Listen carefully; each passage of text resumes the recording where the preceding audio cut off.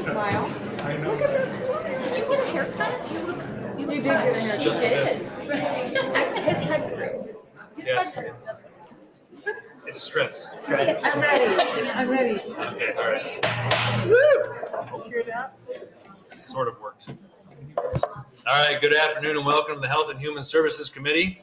My name is Senator Ben Hansen. I represent the 16th Legislative District in Washington, Burt, Cumming, and parts of Stanton counties, and I serve as chair of the Health and Human Services Committee.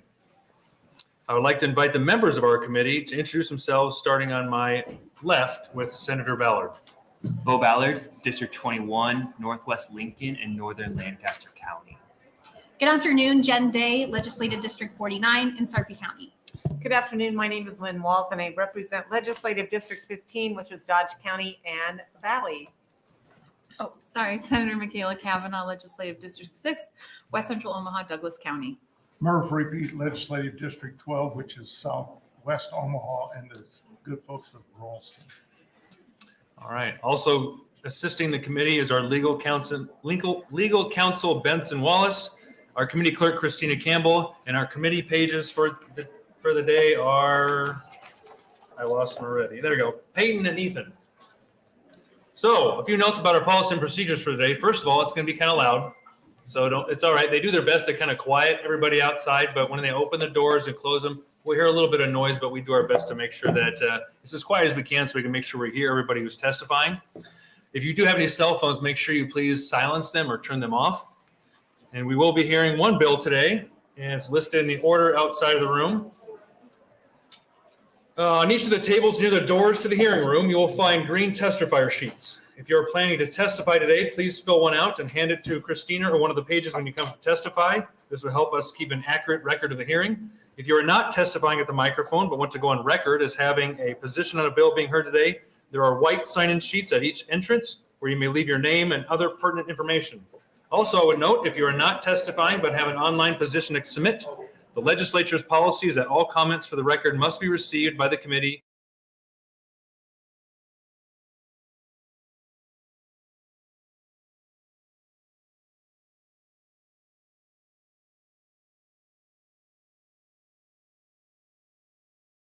System to testify today, and that's the little box right in front there. Each testifier will have 5 minutes to testify. Actually, today we're going to narrow it down to 3 minutes. So the goal for today is to hear as many people as we can in the allotted time that we have. So we will be allowing 3-minute testimony for 2 hours and then 2-minute testimony for the remaining hour. The opposition will get 1 hour to testify in total, and the supporters will get 1 hour and the opposition will also get 1 hour. So we afford the luxury to both the opponents and the supporters of the bill. And then at the end, 3 hours, excuse me. Jeez, yeah, sorry, I get you excited there. And then we also have neutral testimony at the end, but we are reserving that only for state agencies who come in a neutral position. So when you come up to testify, the light will be green. When the light turns yellow, that means you have 1 minute left to testify. And when the light turns red, we will ask you to end your testimony and wrap up your final thoughts as soon as you can. You might get a helpful reminder from me when the light turns red, just to make sure we kind of move things along as well. When you come up to testify, please begin by stating your name clearly into the microphone, and then please spell both your first and last name. The hearing with this bill will begin with the introducer's opening statement. After the opening statement, we will hear from supporters of the bill for a total of 3 hours, then from those in opposition for a total of 3 hours, and then followed by those speaking in neutral capacity. The introducer of the bill will then be given the opportunity to make a closing statement if they wish to do so. On a side note, the reading of testimony that is not your own is not allowed unless it's been pre-approved. And finally, we do have a strict no prop policy in the hearing today. So if you happen to have pictures or you want to bring up a prop or a sign or something else, please keep it to yourself. That way we're fair to everybody else. So with that, oh yes, and on another side note, we're going to do our best to make sure we kind of keep it as quiet as we can. So please, even though some people might be asking questions, the hearing is a lot to hear from people and not from the crowd. So please, no clapping, no noise. You will get one warning if we do, and then after that, I will have to ask the page to get you to leave. So when we enter people, we'll enter them from one door, and then when you exit, when you're done with your testimony, we'll have you exit out of that door on that side over there if you can, please. We'll also be kind of rotating each side. So we'll take testifiers from this side of the room first, and then we'll take testifiers from this side of the room first after we get through the invited testimony. So both sides will have invited testimony, a different number of people. We're going to go through the invited testimony first, and this is who the introducer preferred to have testify first. That might have pertinent information. And then we'll go to everybody else for testimony on their end. So I think I covered everything. So with that, we will start with today's hearing, and it is LB 574, and we will welcome up Senator Kauth to open. Thank you, Chair Hansen. Welcome. Good afternoon, Chairman Hansen and members of the Health and Human Services Committee. My name is Kathleen Kauth, spelled Kathleen Kauth, and I represent District 31 in Millard and South Omaha. LB 574, the Let Them Grow bill, is designed to protect kids with gender dysphoria from irreversible, destructive, experimental medical procedures until they have reached adulthood. LB 574 prohibits performing medical procedures or prescribing medications that alter the appearance of a child's gender. This includes cross-sex hormones, puberty blockers, and a wider variety of gender-altering surgeries. I do not take the implications of this bill lightly, and I recognize the emotions that exist among all the stakeholders and in this room today. As legislators, the future and safety of our children are top priorities. It is in the interest of the state of Nebraska to protect the most vulnerable of its citizens. I believe in and support parental rights, and I support the balance therein. We have laws that protect kids from abuse, exploitation, and from exposure to dangerous substances like alcohol and drugs. As adults, we understand that a child's brain is not fully formed and cannot comprehend the ramifications of making irreversible medical decisions. We see this in the way that we treat children differently than adults when they interact with the criminal justice system. The intent behind Let Them Grow is to give children the time they need to work through the gender dysphoria and any other complicating issues they may be experiencing before they engage in radical, irreversible, and damaging interventions to alter their appearance. The facts are that these novel and irreversible procedures lack sufficient long-term research. Yet our country and our state are witnessing a push to encourage use with gender dysphoria into these interventions. To this end, LB 574, Let Them Grow, prohibits puberty blockers, cross-sex hormones, and gender-altering surgeries until the age of majority in Nebraska, which is 19. One of the most disturbing aspects of the current trend with gender dysphoric youth is the risk of suicide. Parents and children are being told that a young person experiencing gender dysphoria is more likely to commit suicide. The studies that are cited are rife with flaws and weaknesses in study design. New analysis shows rather than solving the problem, medical interventions make the risk of suicide worse once all the surgeries are completed. A 30-year study out of Sweden documents how individuals who have complete gender-altering surgery are 19 times more likely to kill themselves. Once the intensity of the treatments and the surgeries are complete, these individuals are still dealing with issues that the surgeries have only made more complex. In recent years, countries that have been on the forefront of progressive LGBTQ+ policies like Sweden, Finland, and the UK have reversed their stance on gender-altering drugs and procedures for minors. Sweden now prohibits these irreversible medications and surgical procedures under the age of 18. Finland advises that under 25 not engage in them and prohibits under 18. And the UK is in the process of shutting down its largest gender clinic, the Tavistock Institute. And it is now ruled that children under age 16 cannot consent to puberty blockers. We owe it to our children to pay attention to what these countries, who are decades ahead of us on this journey, are doing and why. You will shortly hear from doctors detailing the drugs and the surgeries. They will talk about how damaging it is to the body to halt puberty. Puberty blockers can cause disruption in bone and brain development, increased body fat, possibly arterial hypertension, and infertility. Cross-sex hormones can cause blood clots, high triglycerides, cardiovascular disease, high blood pressure, diabetes, and destabilize certain psychiatric disorders. And those are in children. You will hear about how some of the coexisting factors, such as depression, anorexia, and autism, that make kids vulnerable to this ideological movement and the proliferation of online pro-transition sites and groups. You will hear that the vast majority, more than 85%, of kids with gender dysphoria will desist if left alone in a process called watchful waiting. These children need therapy to deal with the coexisting mental and emotional struggles they are experiencing, not irreversible, harmful experimental medical procedures. Gender services have become a very lucrative field of practice. Vanderbilt University Medical Center's Clinic for Transgender Health physician, Dr. Shane Taylor, describes how she persuaded the hospital to, quote, get into the gender transition game, unquote. In a video, the doctor emphasizes that gender transition is a big moneymaker. The cost of off-label use of puberty blockers and cross-sex hormones for minors is nearly 10 times the amount as it is for adults. The American Academy of Pediatrics has been criticized by other organizations, such as the Academy for Eating Disorders, for their recent stance on approving medications and surgeries inappropriately for children regarding their recent approach to childhood obesity. Their independence from a financial reliance of pharmaceutical companies has been questioned. Clearly, there are financial motivations for pushing these treatments for gender dysphoria on vulnerable youth and their desperate families. Finally, you will hear from some incredibly brave individuals today, and I implore you to give them your full attention. These are people who have experienced firsthand the pain of gender dysphoria, the pressure to relieve that pain through irreversible medical transitions, and the devastating after effects. I am in awe of the courage these individuals show. They are targeted and attacked by those who do not support their decisions to detransition or to speak out against the process and against these experimental procedures.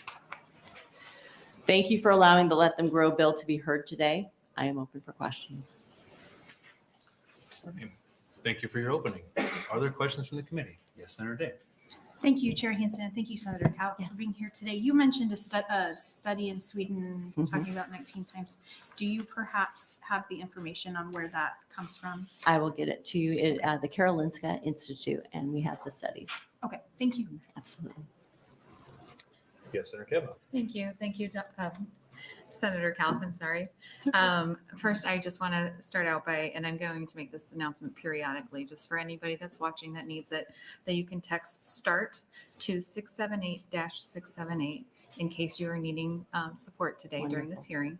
And also you can call 1-866-488-7386, again, if you need help. So, Repeat that because so it's not open. yes, thank you. 866-488-7386 for anybody that is watching at home or in this room. If you need any help today, please be sure and reach out and don't do this alone. So thank you for letting me get that in. I want a couple of questions about how this bill kind of came to you. So oftentimes we work with advocacy groups or individuals. Did you work with anyone on bringing this bill? This bill came about because in the summer, the Biden administration decided that it was going to withhold free and reduced lunch money from schools that did not have a gender inclusive policy allowing boys Sure. to play on girls' teams and boys and girls to share locker rooms. And that's how it started. But in the drafting of the bill and bringing it forward, Absolutely. I called on different states. I called on Nebraska Family Alliance. I called on the Catholic Conference. I called on every group I could think of that had experience with this. I worked with a senator in Arkansas, Ohio. I talked with people in South Carolina. It's been a long process. and a follow-up to that, Sorry, I made notes on the bill, so I'm referencing them. I'm more technology than paper, but, so did you work with any healthcare entities locally? See all the doctors behind me? I don't, but I Okay, assume that there's they a are. lot of doctors behind me, yes. And Okay. we brought in a lot of doctors to talk about this. Okay, but in the drafting of the bill, because I have some questions about some of the language in the bill, and so I'm just wondering if the medical community was involved in drafting of the language. They reviewed it, yes. Okay. I have other questions. Are you planning on closing? Because some of them might be answered during, Yeah, I'll do a close. I think that I You wanna maybe hold will on? save those and see if they're answered during the course of this. Thank you. Any other questions from the committee? All right, seeing none, we'll see you at the close, which I'm sure will be shortly.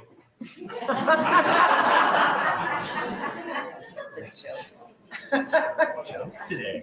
All right. So funny. So, just for reference, so it'll be the same for both sides. The 3 hours will start when we have the first testifier. So with that, we will invite the first invited testimony in support of LB 574.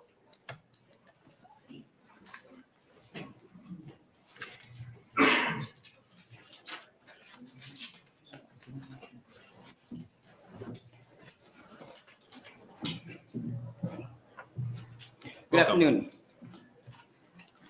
My name is Scott Nugent, SCOTTNEWGENT. Thank you. My name's Scott Nugent. I'm a lesbian and I'm a trans man. But my most important role is that of a parent to 3 incredible children. I'm a mother and a woman who has given birth and carried life. I'm here today to put an end to the idea that medical transitioning children is about human rights.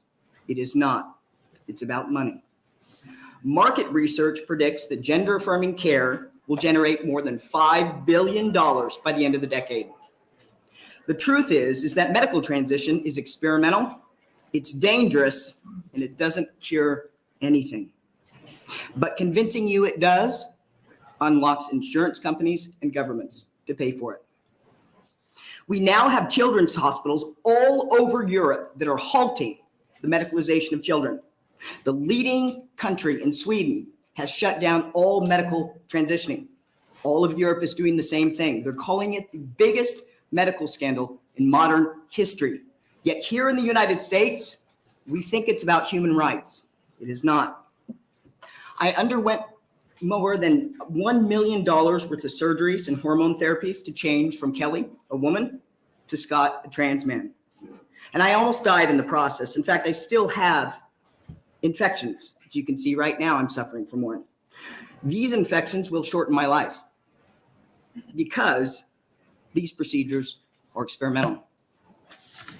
I tried to kill off the female side because I was sold a lie. I was told that I was a man trapped in a woman's body, that my masculine traits and my strong personality were proof that I was really a man.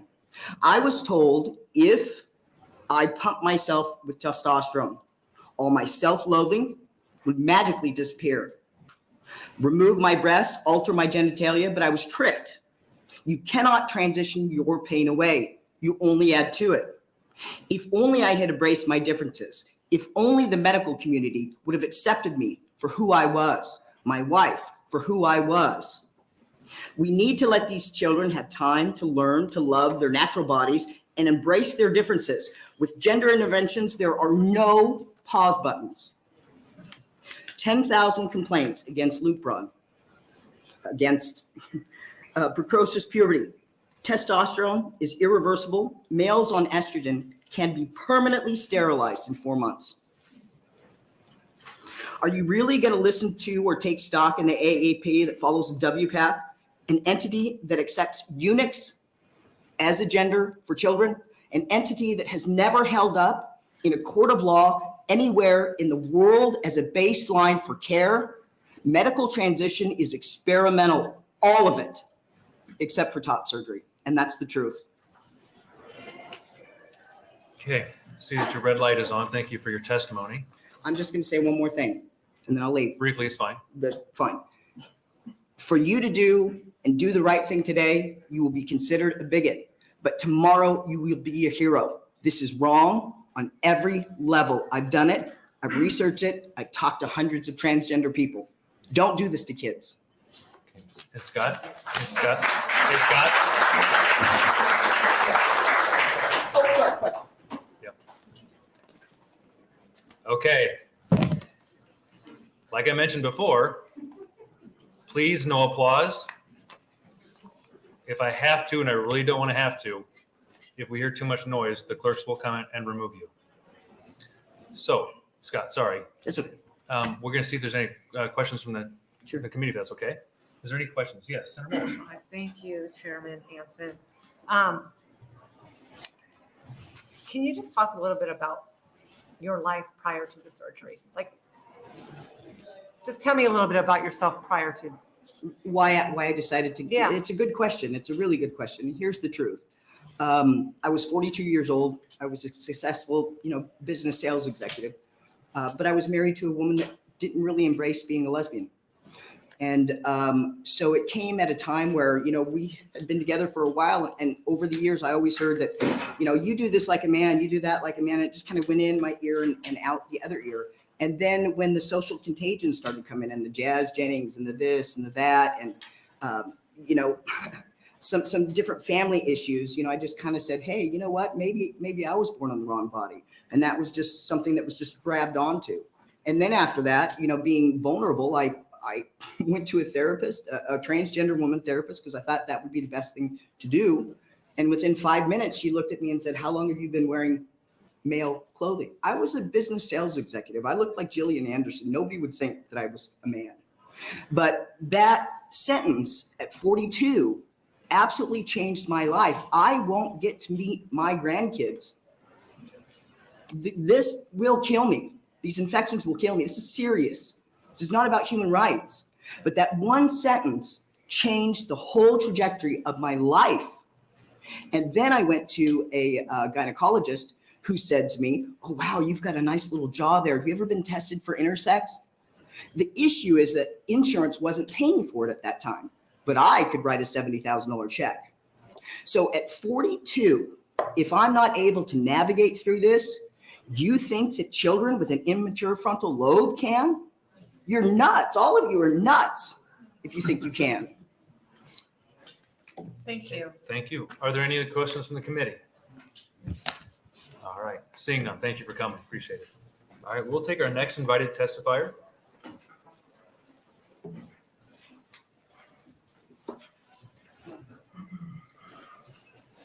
Welcome. Thank you. My name is Mario Presents, MARIO-PRESENTS, and I am the Director of Chapters for Gays Against Groomers. We are a coalition of gay, bisexual, and trans people dedicated to the protection of children from LGBTQ ideology in media, education, and medicine. We support Legislative Bill 574 because it provides children the opportunity to grow up naturally and not subject them to untested, controversial, and sometimes disastrous procedures. Children aged 8 to 14 are undergoing rapid changes in the body. An immature amygdala coupled with elevated developmental hormones prevents the ability of foresight in teens, and our society takes great measures to assure that these impressionable minds are protected. Beer commercials can't show consumption. Movies have a rating system, and no one under the age of 18 is allowed into an NC-17 movie, even with a parent. Radical gender ideology is trying to convince rational, sane people that a child can choose their gender at the onset of puberty. Your bill offers protections for those with an identifiable medical condition, which everyone can agree with. I also have a medical condition in my family that presents itself in classic Punnett Square fashion. My father worked hard to make sure that our condition didn't leave us permanently disfigured, and 3 out of his 4 boys had the necessary medical procedures. It was never expected or assumed that the state would finance, support, or take care of our medical needs. This is the assumed responsibility of a father and a family who want to see their children grow up into healthy, mature adults. Family support is the most important part of mental health, according to psychologists the world over. Perhaps this is why Thailand made parental consent a cornerstone of their gender-affirming legislation in 2013.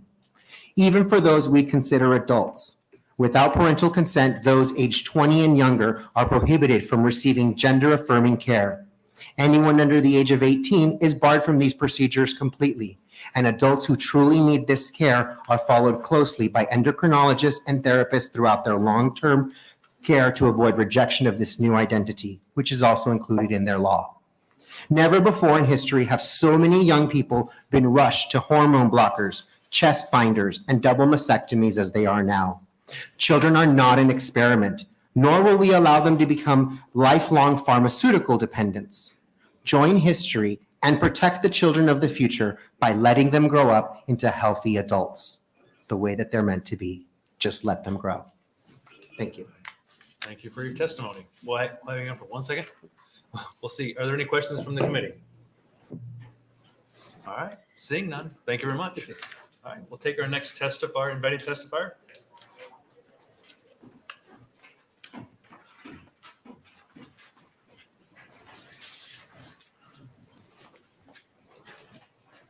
Welcome. My name is Luca Hein, Lukahein. I was born in Nebraska and I've lived here all my life. And I'm here today not only as someone who has been through the gender-affirming care system as a minor, but as someone who is a victim of it and has been greatly harmed by it. I was a young teenager with a history of mental health issues who was groomed and preyed upon online, and as a result spiraled into a hatred of both towards myself and my body. The medical system did not look into or seem concerned about any underlying causes that led me to distress and made me feel the need to escape my body at such a young age. Instead, I was affirmed down a path of medical intervention that I could not fully understand the long-term impacts and consequences of due to both my age and my mental health conditions. At 16, the very first medical intervention I ever had was a double mastectomy. And a few months later, I was put on cross-sex hormones, both through UNMC through Dr. Amora. As a result of this so-called gender-affirming care, if you could even call it care, at 21, I deal with constant joint pain. My breasts are gone, and I do not know if I will ever be able to carry a child someday. I will deal with these consequences for possibly the rest of my life, never knowing if they'll go away and feeling abandoned by the medical professionals who did this to me. My parents were baited with the threat of me committing suicide, despite the fact I maintained I was never suicidal. They were told, would you rather have a dead daughter or a living son? These are not the words of a medical professional, but the words of an activist. I was just a teenager who needed actual help, not surgery. I needed that chance to grow up safe and whole, but it was taken away from me in the name of gender-affirming care. I will have to live with this forever. And so will the many others like me who are now stepping forward and sharing their experience with this system. Children cannot consent to being lifelong medical patients. Puberty and growing up are not diseases that need to be fixed with surgery and medicine. Children deserve to know that their body isn't something that needs to be fixed. They deserve to grow up whole, and they deserve to be given a chance at life as an adult before that is taken away from them by these medical practices. Thank you. Thank you for your testimony. Are there questions from the committee at all? No. Thank you for coming. All right, we'll take our next invited testifier.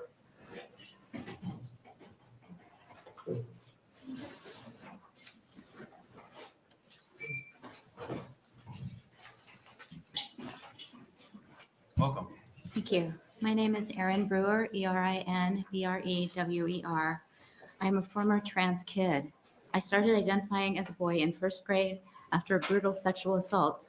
And I have no doubt that if I'd had the option to take puberty blockers and cross-sex hormones, that I would have done everything I could have to obtain them, including threatening suicide. In the short term, it would have been so much easier for me to kill myself as a girl in an attempt to be a boy with puberty blockers, cross-sex hormones, and surgery than to work through the very difficult feelings of my trauma. Initially, I probably would have felt better. Testosterone is a controlled substance, and almost anyone who takes it initially feels a sense of euphoria. It would have boosted my confidence and increased my energy.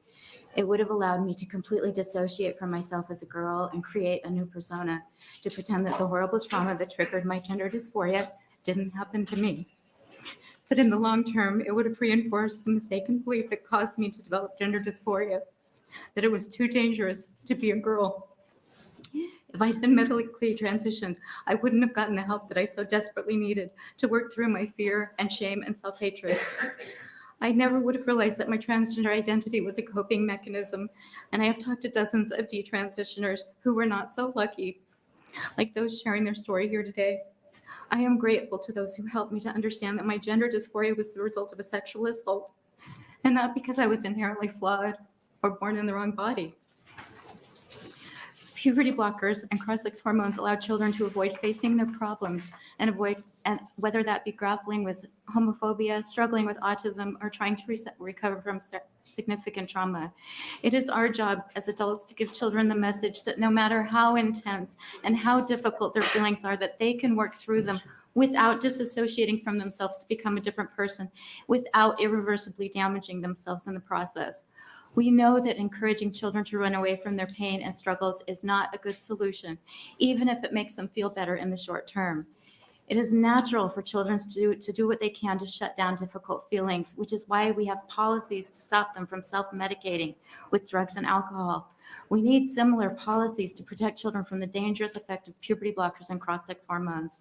I urge this committee to provide the children of Nebraska who are struggling with gender dysphoria the same gift I got. Please vote for this important legislation. Thank you very much. Thank you. Are there any questions from the committee? Yes, Senator Reapy. First of all, I'd like to thank you and the other people that have stepped forward with all the courage that you've given. I guess the question, and I don't want to delve too much and get too personal. That's not my intent, but in reading your document, it looks like you made the journey alone. You didn't mention parents or other significant adults in here. I actually was very lucky as a child when I went into first grade and insisted that I was a boy. My teacher noticed that I was also very aggressive in trying to act like a boy. I wanted to go into the boys' bathroom, and rather than affirming that I was a boy, which is what would likely happen today, she sent me to the school psychologist for assessment. And the school psychologist came up with a plan to help me to overcome the very difficult feelings I was having. So I had lots of support from loving and caring adults, and I'm very grateful to that. And I assume this happened outside of Nebraska. Thank you very much again. Thank you. Thank you, Mr. Are there any other questions? I have one. What's it like, and I maybe should have asked this from the first testifier because they can shed some light on this if they have a little extra time. What's it like sharing your testimony publicly like this to the trans community as a whole? It has been incredibly devastating. I have lost friendships. I've lost very close family members. I've been threatened. Somebody walked up to my son and said, "I hope you know that the LGBTQ community wants to kill your mother." It's been incredibly difficult. And one of the reasons that there aren't more people behind me ready to testify is that they're worried about losing their jobs. They're worried about being bullied. They're worried about their kids being bullied. They're worried about their personal safety. I've been spit on, I've been tripped, I've been called terrible names for speaking out and telling my story. It's incredibly difficult to come up here and talk about my childhood trauma. It's incredibly difficult to come up here and rehash all that. But these kids are worth it. We love them so much, and we're willing to put ourselves, our lives, our jobs, our livelihoods on the line to protect them. Thank you. Thank you. All right. So we will take our next invited testifier.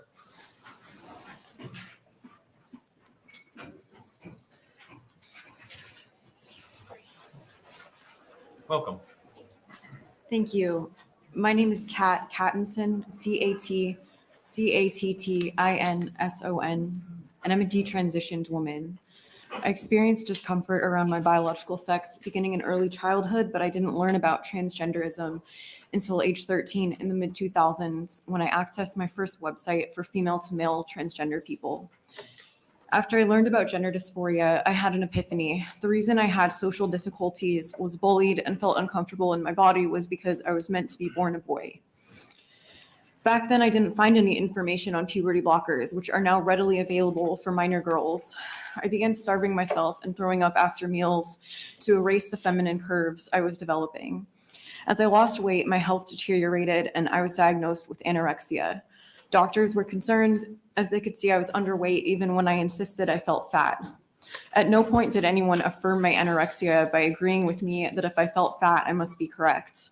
Why is it that later, when I told providers I felt like a boy, my delusion was affirmed? Both eating disorders and gender-affirming care, a euphemism for medical abuse, result in irreversible harm. I continued to struggle with eating disordered thoughts and gender dysphoria throughout my teen years and early adulthood. I considered medical transition, but hesitated to take testosterone because I had been a singer my whole life, and my voice was an integral part of my identity. By age 28, I was desperate. I believed that if I didn't transition, I would kill myself. I now know that the transition or suicide narrative is a pervasive manipulation tactic based on pseudoscience. I came out as transgender publicly, and several months later, I called Planned Parenthood, who prescribed me testosterone without ever meeting me in person. Not long after that, I talked to a different Planned Parenthood doctor who wrote me an approval letter for a double mastectomy. Initially, the testosterone made me euphoric, but it wasn't long before I suffered health complications such as heart palpitations, body pain, and urinary incontinence. I was so convinced that medical transition was my only option that I probably would have kept going if it weren't for a sudden voice change that robbed me of my ability to sing. My voice was and still is hoarse, raspy, and painful. I thought, what have I done to myself? Hoping to heal my voice as much as I could, I stopped testosterone. I realized that rushing into irreversible changes hadn't been the right course, and I also canceled my surgery and legal name change. Today, I accept that I am a woman, and that is an immutable biological fact. I'm extremely grateful I was not offered puberty blockers, hormones, or surgery as a minor. If I had been, I would likely suffer from infertility, osteoporosis, brain damage, or any number of unknown health issues, as these interventions are experimental. No minor should be allowed to suffer permanent damage at the hands of doctors. I wholeheartedly support LB 574. Thank you. Thank you for your testimony. Are there any questions from the committee? Yes, Senator Kavanaugh. Thank you. Thank you for your testimony. And I'm very sorry for what you've been through. As Senator Hansen mentioned, it's very hard to come and share stories like this in such a public forum. So thank you for doing that. And I hope this does not diminish your experience at all, but I wanted to ask if this happened to you while in Nebraska Care, because we're specifically talking about what Nebraska Care looks like, and that's not to diminish your experience at all. I just wanted clarification on that point. No, I am not from Nebraska, and this did not happen to me in Nebraska, but the measures that trans activists are pushing for is they want it everywhere. It's ubiquitous, and kids all across the country are hearing this ideology. I understand, and I very much appreciate you sharing your experience, and I'm very sorry for what you've been through. I just needed that clarification, but thank you for being here. Of course. Any other questions from the committee? Seeing none, thank you for coming. Thank you. We'll take the next invited testimony.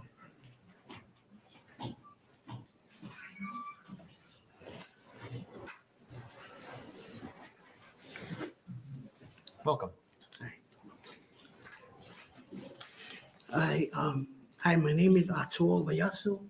That's Atoa Viaso. I'm here to share my testimony. I started taking hormones when I was 19. This is back in the 80s. When I was 19, I thought I was a woman being trapped in a man's body. So I started to pursue my journey into becoming a woman. I started taking estrogen and boosters. I started to have breasts. I started to look and feel like a woman. I lived as a woman 24/7. But as time went by, I realized this is not the life that I want to live. This is not what I want for myself. I wanted to get married and have children. I stopped taking the hormones. I met a beautiful woman. I've been married now for 23 years, 23 wonderful years. I wish I had someone that could have told me about consequences in taking female hormones.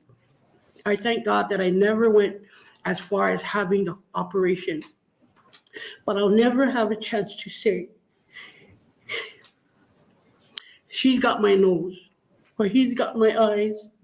Yes, I don't have children of my own, but I have become a man because I didn't get the sex change operation. Let the children grow up to be adults and decide for themselves. When I started down this path of becoming what I thought I wanted to be, I did not have anybody to tell me the consequences I face.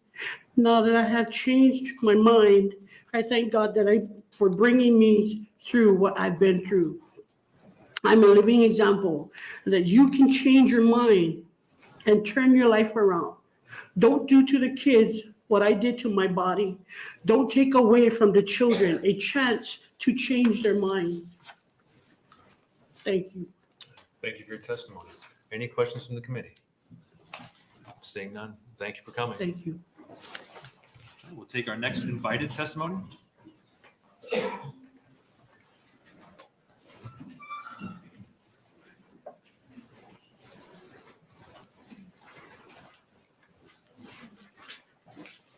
Welcome.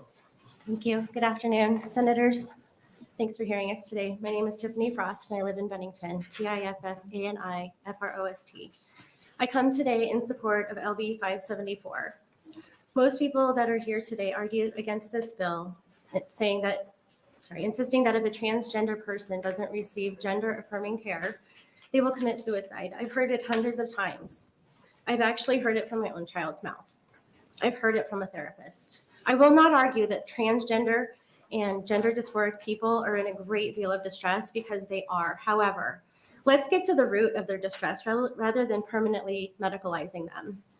My child was in therapy for years before he came out as transgender. Long before he even knew what transgender meant, he suffered from depression and anxiety.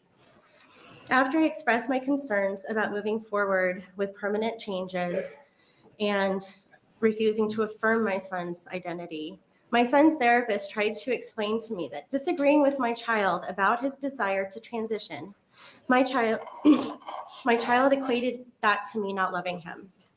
You see, the therapist tried to convince me that my son's brain wasn't equipped to make decisions that will permanently alter his body. Many people that identify as transgender also suffer from a variety of mental health comorbidities. Instead of flooding children's bodies with puberty blockers, cross-sex hormones, and mutilating their bodies, let's focus on providing better mental health care. And I'm not talking about the affirmative model of mental health care. I'm talking about gender exploratory therapy instead as the appropriate model. According to the Gender Exploratory Therapy Association, gender-affirming therapies fall short when it comes to a list of concerns, including the idea that our kids' gender identities are not fixed as adolescents. Identity exploration is a normal part of a child and young adult development. So why would we introduce a medical intervention without letting that development take place? So let's get to the root of the problem and help our kids explore why they feel the way that they do. Let's get to the root of the distress. Address their anxiety, depression, ADHD, autism, and the other host of comorbidities that many of them face when they are questioning their gender. Thank you for your time. Thank you for testifying. Are there any questions from the committee? Senator Kavanaugh. Thank you. Thank you for being here and sharing your story. I know as a parent that's hard to go through. If this were enacted, there would be parents that felt differently about what they were being told by the therapist was the right course of action for their child.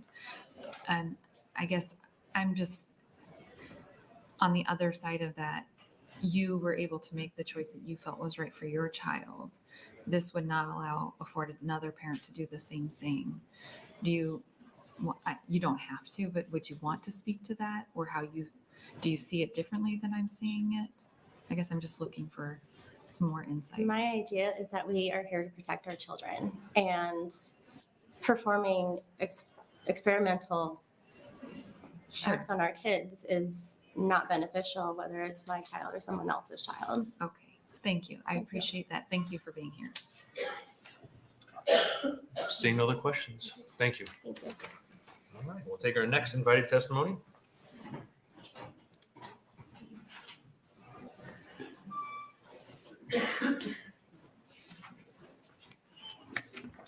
Good afternoon. Good afternoon.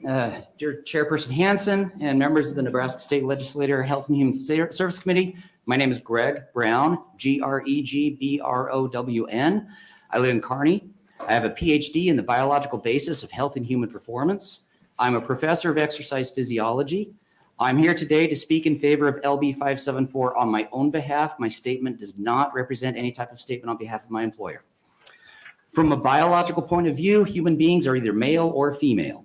While there are disorders of sexual development that may be called intersex, which can be identified through laboratory tests, these disorders affect less than 0.02% of all humans. And a person with an intersex condition is still biologically either male or female. Don't let anyone try to tell you otherwise. Humans are either male or female based on their biology. Gender dysphoria is not the same as intersex. But you're going to hear people who try to conflate the two. Instead, gender dysphoria is when a person has a gender identity that does not align with their biological sex. But there is no biology-based test for gender identity. You can't get an X-ray, an MRI, a CT scan, or a blood DNA or genetic test to identify gender dysphoria. Puberty blockers are a class of drugs called gonadotropin-releasing hormone agonists. They cause the pituitary gland to stop producing follicle-stimulating hormone and luteinizing hormone, which then interferes with normal puberty when administered to children. Puberty blockers are not FDA approved for treating gender dysphoria. I just can't fathom stopping the normal and healthy process of puberty in a child and then calling it healthcare. There are very few studies of puberty blockers on growth and development in children. But what those few studies show is that administering puberty blockers to gender dysphoric children does not simply pause puberty while gender dysphoria is resolved. Instead, over 90% of the children who are prescribed puberty blockers continue on to a lifetime of pharmaceutical treatments and surgery. However, the current research shows that even after 8 years of puberty blockers and then cross-sex hormones, biologically male individuals still have more lean body mass and body height than biological females. In other words, using puberty blockers and cross-sex hormones does not cause a person to change their biological sex. And as you've heard, puberty blockers and cross-sex hormones do not alleviate depression, anxiety, or other common psychological comorbidities associated with gender dysphoria. Nebraska has laws to protect children from the effects of using alcohol, tobacco, and other harmful substances. I encourage you to pass LB 574 to protect Nebraska's children from the harmful effects of puberty blockers, cross-sex hormones, and unnecessary surgeries. Thank you. Thank you for your testimony. Are there any questions from the committee? You must have done that good of a job. No questions. All right. All right. Thank you very much. All right. We will take the next invited testimony.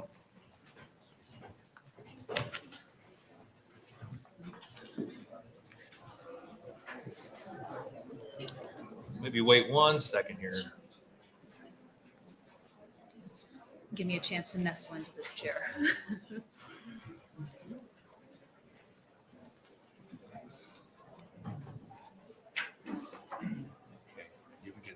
You can get started whenever you'd like. Okay. Good afternoon, Senator Hanson and members of the HHS committee. My name is Dr. Jennifer Bowens. That's Bauwens. I'm a licensed therapist and a clinical researcher. I currently serve as the director of the Center for Family Studies at Family Research Council. On the basis of over 25 years of experience as a clinician providing trauma therapy to children and as a researcher investigating the psychological effects of traumatic stress, I offer my support for Bill 574, Let Them Grow Act. Historically, children have been treated as a special and a vulnerable class in both the psychological and research fields. Greater caution has been applied to children in light of the fact that they do not have the neurological capacity to understand lifelong decisions.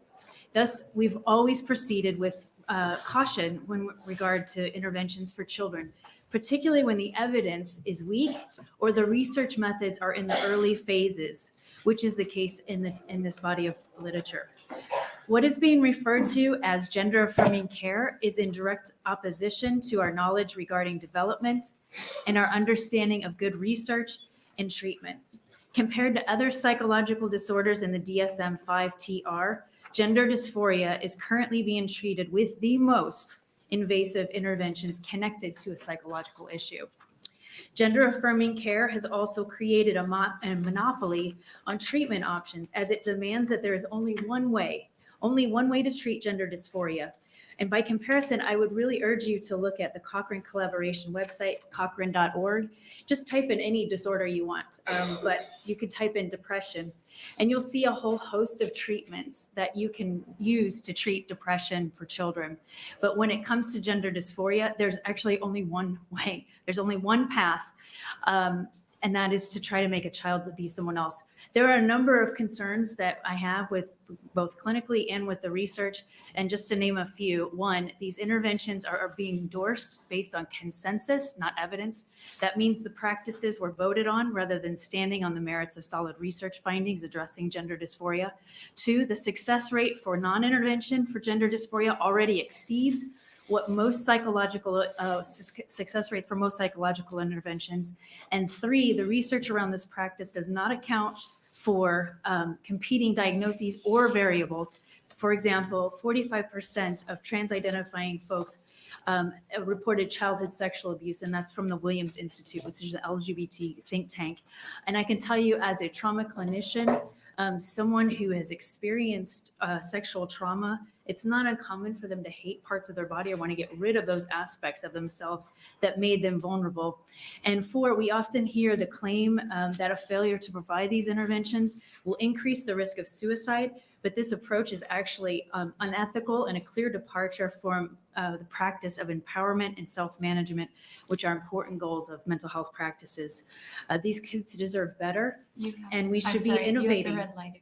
If you could just wrap up your thoughts. Yes, I would just say I would love to see room for innovation around these practices, that kids could have multiple ways for their gender dysphoria to be treated. Thank you for that. Thank you, Dr. Bowens.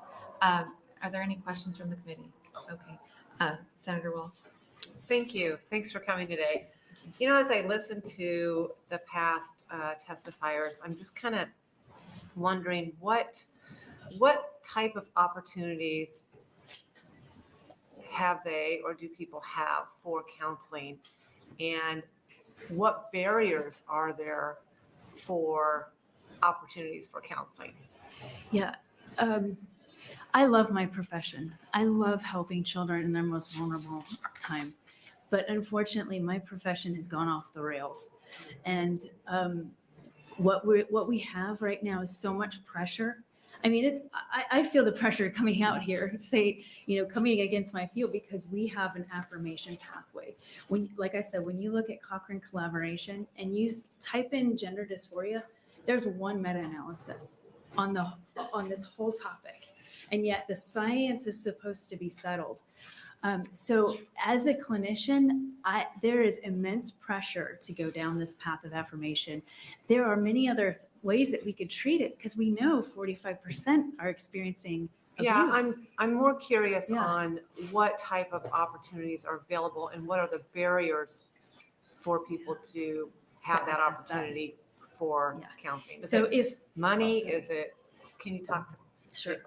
So I think it's primarily at the get-go. You come in for an assessment, and if you say your issue is gender dysphoria, guess what? You're going to be onboarded to that path. But if you start saying, I've had this trauma in my life, then all of a sudden there are these other options and opportunities for other root issues to be assessed. But if gender dysphoria or something of distress about your incongruence with your biological sex and your perceived sex or perceived gender then you're automatically put on a different pathway, and you're not going to find help. Thank you.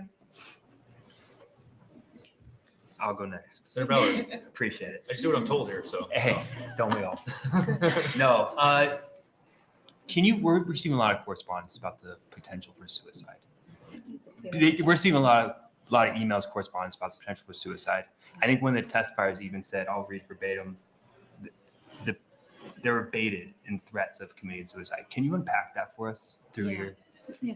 So the first thing I'd like to say is when I first started my career, I was trained on a suicide hotline, and we were never, ever taught to say to someone, to plant the seed of, if you don't get X, Y, Z, then you might commit suicide.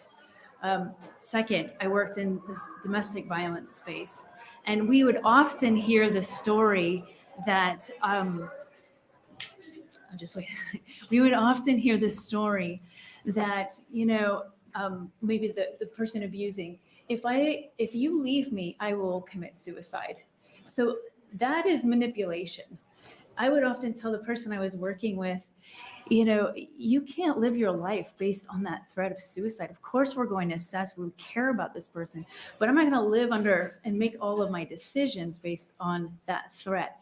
Here's the problem when it comes to a family that's bringing their child to treatment, and they're told, if you don't do X, Y, Z, if you don't take your child down this affirmation path, then your child is likely to commit suicide. First of all, that is an intervention. We can clearly identify there is an independent and a dependent variable at work here. The independent variable is the actual act of saying you are going to commit suicide. That is motivating that parent to do what you want them to do and not giving them options. I'm trained in all kinds of things, EMDR, trauma-focused CBT. When a client comes to me, I can say, these are your options. If this one doesn't fit for you, here are a number of different paths you can go. But gender dysphoria, if you don't affirm, then this child's going to commit suicide. That is a bad practice. It's unethical, and it could actually, if anyone here is a clinician, you could be reported to a board for planting that kind of seed into your client. And 3, the empirical data doesn't support this claim. So here we have this bold proclamation, which the suicide literature is a much long-standing body of work, says that there are certain risk factors. We know if somebody has mental illness, if they have a trauma history, if they have substance abuse, those types of things. Those are clear risk factors that someone might predict that someone might commit suicide. But the suicide literature even notes that there isn't a clear package that's going to say this person will in fact commit suicide. And here it is with this type of care. We have these large predictions that are just absolutely unfounded by the data. Thank you. Sorry for that long answer. No. Senator Reed. Thank you, Senator Hanson. Thank you for being here. How do we help parents as they have concerns, and all parents are concerned about their children and how that's going to unfold, that we make sure that we get them to some individual who's maybe in a neutral position, so that if you go to the wrong therapist from the get-go, you're likely to be pushed in a certain direction.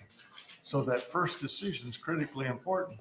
So we need to, I don't know how we sort through that other than through ethics, but how do we help parents out to find out the therapist in their community that can be objective and help them work through this? Well, that's a really tough question. And because right now, the fact is that if you bring a child to a therapist and you mention gender dysphoria, then the pathway is clear. So you don't talk about gender dysphoria. And that's sad, because the child could be helped. But the risk is more likely than not, they're going to be told, oh, here's what you do. Let's start the child on puberty blockers. I read some case notes not too long ago, and this child had a pre-existing diagnosis of autism. The mother had some OCD, obsessive compulsive issues going on. Clear risk for, you may be more familiar with the old diagnosis, Munchausen by proxy. None of that was assessed. It was noted, it was clear that it was there, but it was ignored. And the child even admitted, here's a 9-year-old boy, who was told that he was a female lesbian. He even said, "I don't know the difference between reality and fantasy," and yet he was still recommended to go down this path. So, so in sum, to answer your question, if you bring in gender dysphoria, you're at risk here. If you talk about other issues that are driving the child, that might be somewhat of a safeguard, but unfortunately, the current state of the profession is going to toe this line. I spent a number of years as an administrator over a pediatric group, so I want to back this up. Is it a failure on pediatricians of not spending more time? Because I would think that they would know the history of the child. They should know, and I would think that they would be more objective than if you immediately go to a therapist. And I'm asking you, am I nuts? Yeah, that's a little hard for me to answer just because I'm not in the physiological medical space, but there's certainly so many entities out there that stand to profit. When we have a surgical market that's exponentially increasing based on treating those with gender dysphoria, then we know that there's potential for a risk. And then also you have to remember the academy and some of these groups, the AAP, they're all siloed, and they are currently buying into this way of thinking. So I also worked on an academic journal for about 10 years, so I understand the peer-reviewed process quite well. And I know what gets through into publication, and I know what is rejected. And when there's a certain way of thinking, there's a certain discourse that's popular, we stick with that. And, you think about, we've been down this path before. We've seen the effects of the lobotomy in the 40s, right? We saw Yale, all these great, America's prized institutions heralding the lobotomy as a great practice to help physiological invasive intervention to help a psychological issue. And where are we today? We're instituting these really radical interventions, physiological interventions to treat a psychological issue. Professionals seem awfully quick to label something that this is evidence-based. And now then it depends on whose evidence are we basing that. And it's almost like, I'm expounding a little bit here, it's like, fact finders, and you're saying, okay, who's doing the fact finding and what is their bias? Because we all have a certain level of bias. Right. So, don't believe everything you hear. Yes, and they're all in a room together voting based on the best available evidence, not causal evidence. This is cross-sectional data, mostly cross-sectional data. There are a few studies here and there that are longer term, but as you've heard today, sometimes it takes a while for the effects of an intervention. That we know that's the case, whether it's physiological or psychological. Just the fact that you're engaging in the intervention has an effect, but we don't know that about this issue because nobody's tested that, and yet these are children. Right. It's never popular for anyone in a group. We all know it. There's group decisions, and so to be the outstanding one that's defiant of the group decision is a standalone position, and oftentimes very lonely. Yes, it is. Anyway, we're glad you're here. Thank you for having me. All right. Yes, Senator Kavanaugh. Thank you.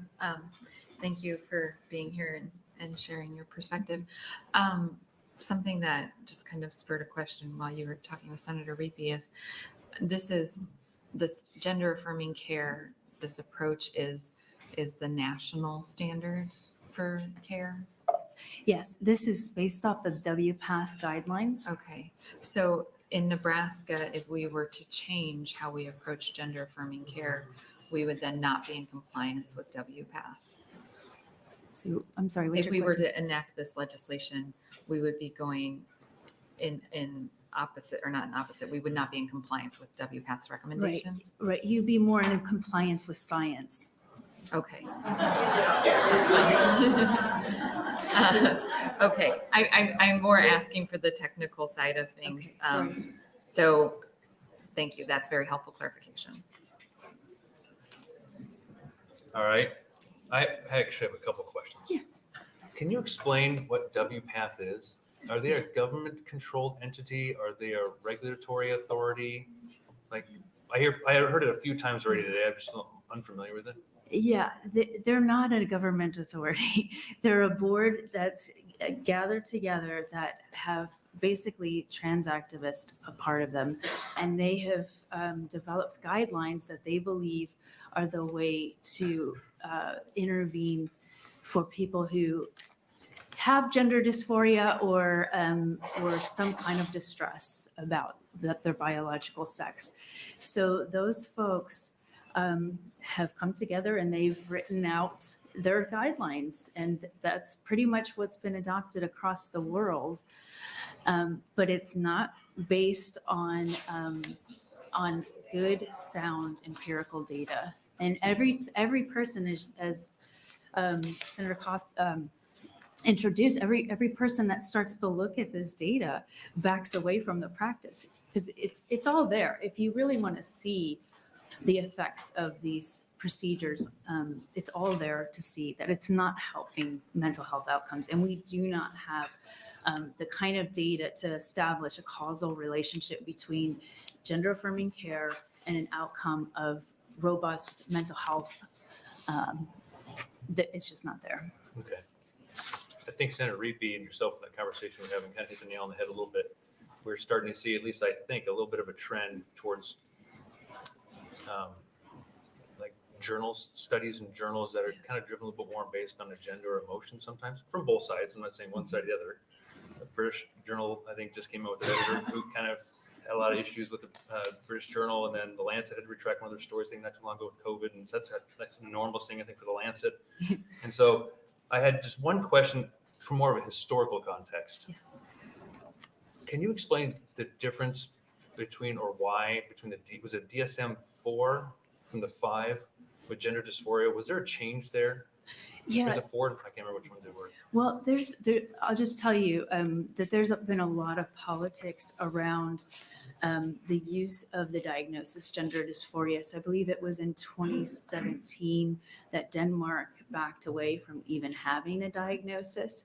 And some of the scholars that have written on the transgender issue have said, we don't even think that this should be used, but the Americans need insurance reimbursement, so we continue to use a gender dysphoria diagnosis.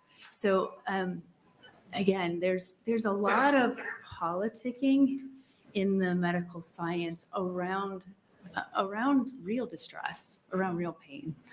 I'm not sure if that clearly answered your question. Yeah, but, I knew there's some kind of contextual or kind of historical difference between Yes. the DSMs there at one point or another. So Yeah, and the diagnosis itself is really interesting because it's based on a lot of stereotypes.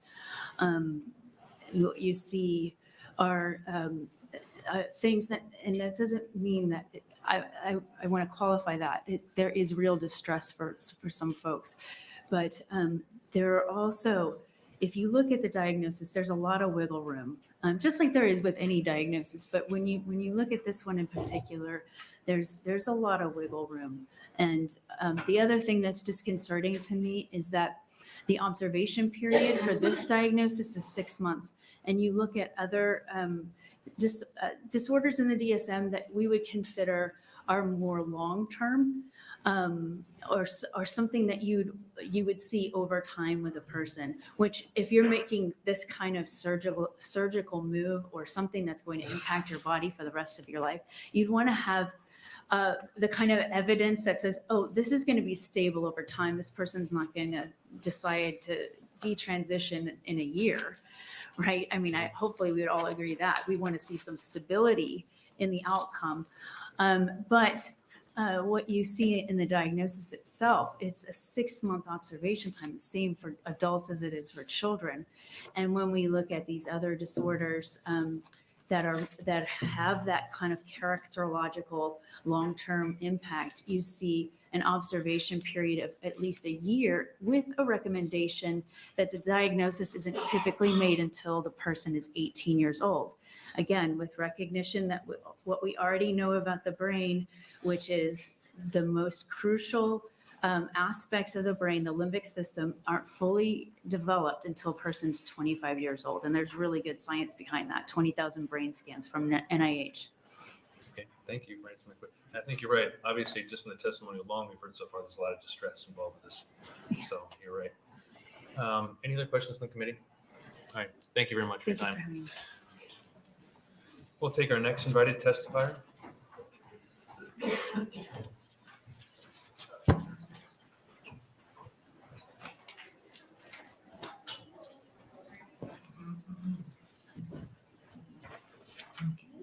Welcome. Thank you. Chairman Hanson, members of the committee, thank you. My name is Dr. Jamie Dodge, Jaime Dodge. I'm speaking as a private citizen and proponent of 574. Views and opinion reflect my own and are not meant to be representative of any organization. I've been a practicing physician for 20 years and am board certified in family medicine. And as a Nebraska physician and parent, I am for the protection of children in our state.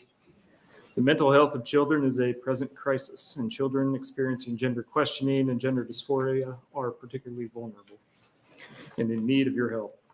I feel strongly that this measure will help protect them from unnecessary harm. And patients, families, and clinicians cannot make informed healthcare decisions without knowing the likely benefits and the potential harms of the various interventions.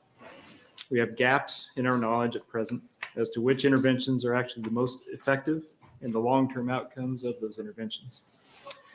This is due in part to a lack of a standard approach to treatment of children experiencing gender dysphoria in the U.S., as well as a lack of long-term, well-designed studies as to the outcomes of said treatments. We recognize the importance of the assessment and care of children's mental health prior to any pharmaceutical or surgical interventions. Multiple U.S. medical societies agree on this. Presently, however, European countries considered pioneers in transgender care have changed their course to emphasize psychological treatment in children and to prescribe puberty blockers only in very severe cases or to simply stop prescribing them completely. The Swedish health authorities have deemed risk of treatments with puberty blockers and gender-affirming hormonal treatment currently outweigh possible benefits. And we ask whether we should follow their example. We recognize that children questioning their gender are at particular risk for suicide. Seeking to intervene to improve and save the lives of those children, we must consider the research on the relationship between adolescent cross-sex intervention and mental health. We observe that since the introduction and widespread use of puberty blockers, and particularly in those states that allow greater access to those treatments, suicide rates among young people have increased. Research shows that cross-sex interventions do not provide convincing evidence of improvements in mental health, as very few studies actually make comparisons to a control group. Suicide rates remain markedly elevated above the background population after gender reassignment surgeries have been performed. The measure before you would pause our current approach and allow us to fill the gaps in our knowledge, focus care on social and emotional development and mental health, and pursue further studies on the long-term effects of medical and surgical interventions. Thank you. All right, thank you for your testimony. Are there any questions from the committee? You're off the hook. Thank you. Thank you. All right, we'll take our next invited testimony and support.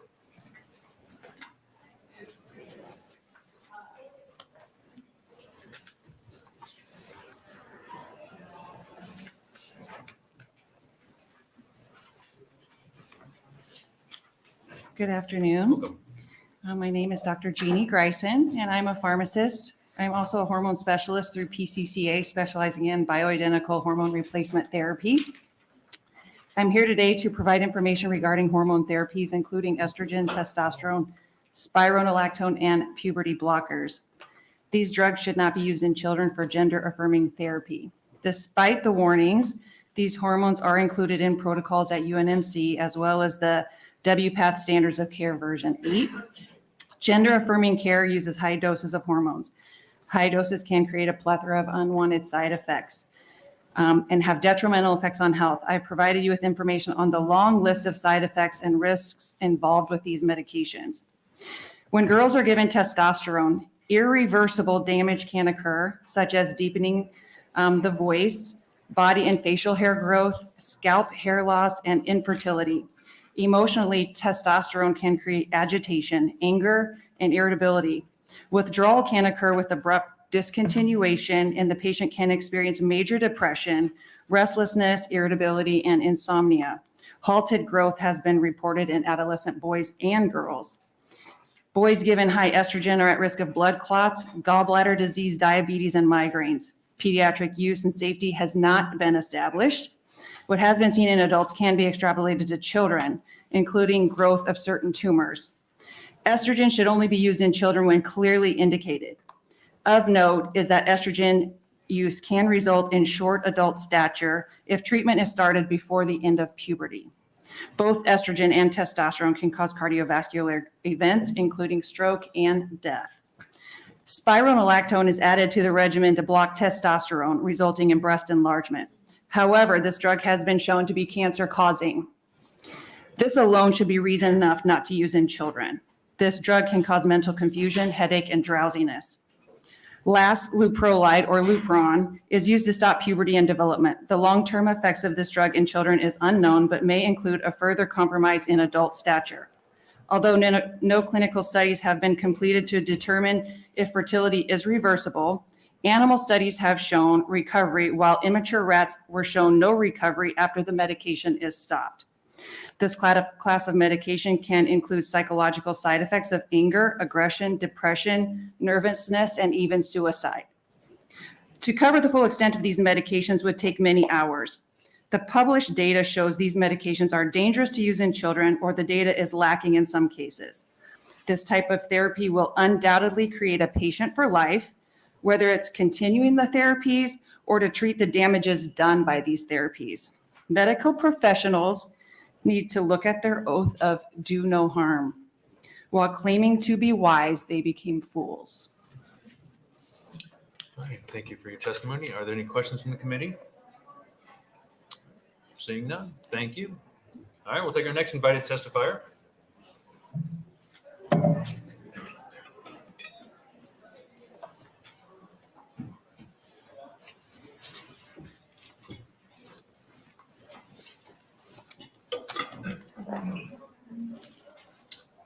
Welcome.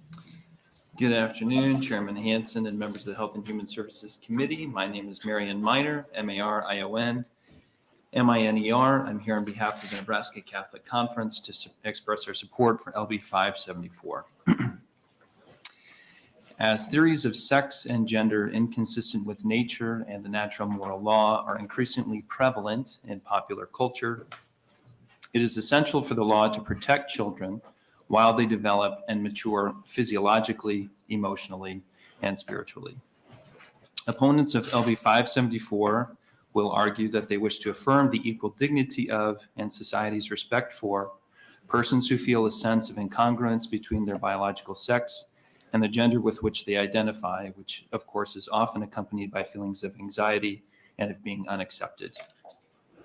Love, compassion, and respect for such persons who are our brothers and sisters, along with an affirmation of their equal dignity and worth, is due to them. With this affirmation, we fully agree. Pope Francis has spoken with feeling on this issue on several occasions. Speaking on what he has called the ideology of gender, he reminds us that it is one thing to be understanding of human weakness and the complexities of life, and another to accept ideologies that attempt to sunder what are inseparable aspects of reality. Elsewhere, he describes this gender ideology as an expression by the contemporary world of frustration and resignation, which seeks to cancel out sexual difference because it no longer knows how to confront it. Sex is a bodily and biological reality, and whether we receive it and respect it matters. Gender is how we give social expression to that reality. A healthy culture promotes the integrity of persons in part by cultivating manifestations of sex differences that correspond with biological realities. It supports gender expressions that reveal and communicate the reality of our sexual natures. A misguided concept of gender, on the other hand, denies, conceals, and distorts the realities of our nature and hinders human flourishing. Most alarmingly, it exposes emotionally vulnerable children to dangerous and sometimes irreversible wounding of their own bodies, permanently engaging in battle against what will be the body's lifelong struggle to heal itself. What LB 574 refers to as gender-altering procedures are not treatments of any pathology. They suppress normal and healthy bodily development, interfere with the normal and healthy functioning of the human body, and alter or remove healthy organs and tissues. The acts themselves harm the body and heal nothing. Violations of the principles of medical ethics have become more tolerated in recent years. They should not be tolerated when it comes to children, especially when the consequences can be permanent. We urge the committee, therefore, to advance LB 574. Thank you. Thank you for your testimony. Are there any questions from the committee? Yes, Senator Kavanaugh. Thank you. Thank you for being here today. I just noticed that your references to Pope Francis are from 2016 and 2015 and not in reference to his most recent statements just days ago.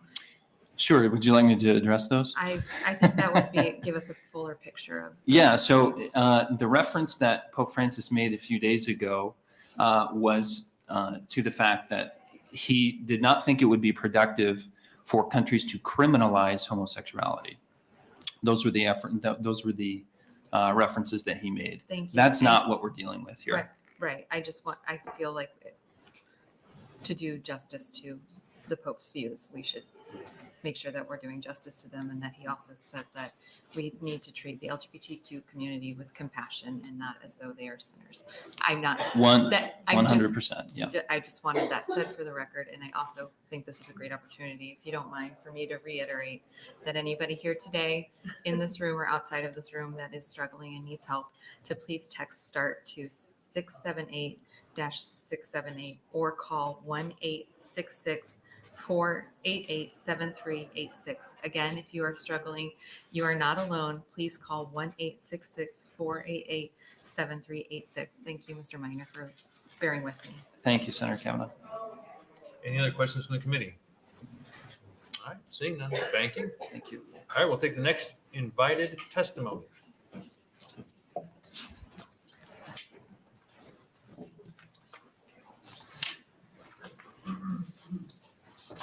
Hello, committee. My name is Sue Greenwald, SUEGREENWALD. As a pediatrician who spent 35 years taking care of abused children, I'm old enough to remember when the genital mutilation of minors was considered child abuse. But that was before it became insanely profitable. In Obamacare in 2010 mandated the coverage of transgender procedures. And at that time, it affected only about 1 in 10,000 people. But now every major university hospital has a transgender clinic with a menu of surgeries offered.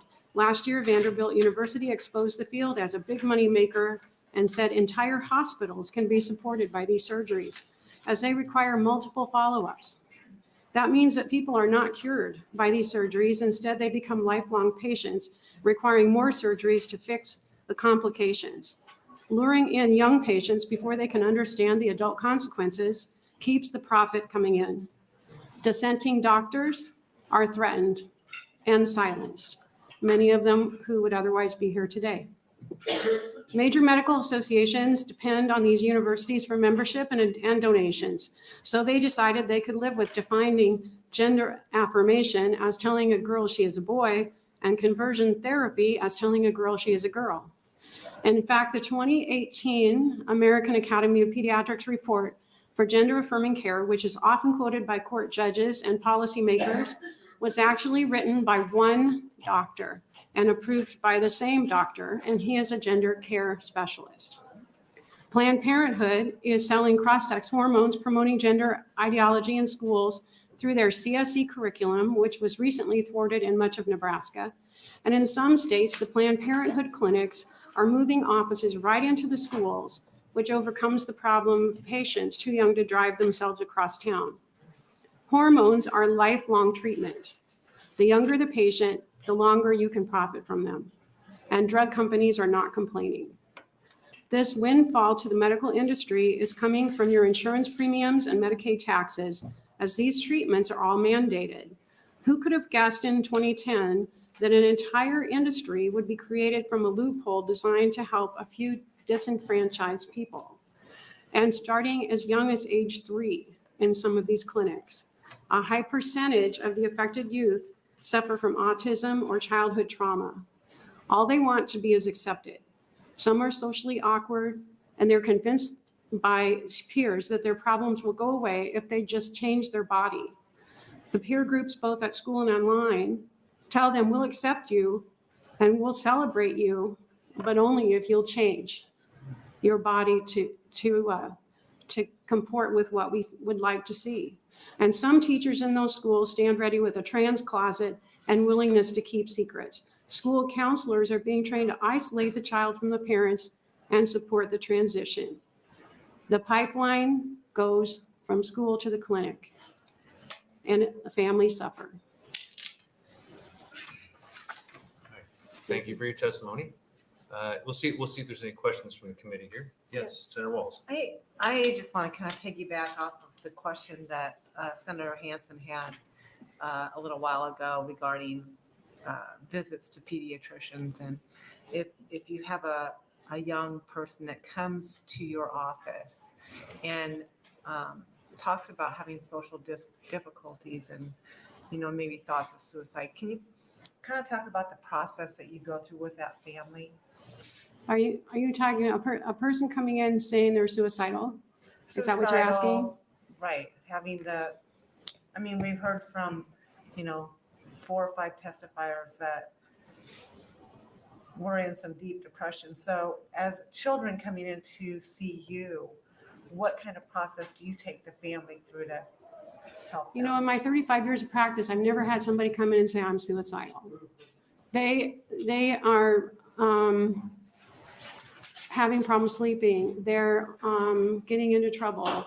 They're getting on drugs. They're hanging out with the wrong friends. Their grades are dropping. The signs are always peripheral. It's not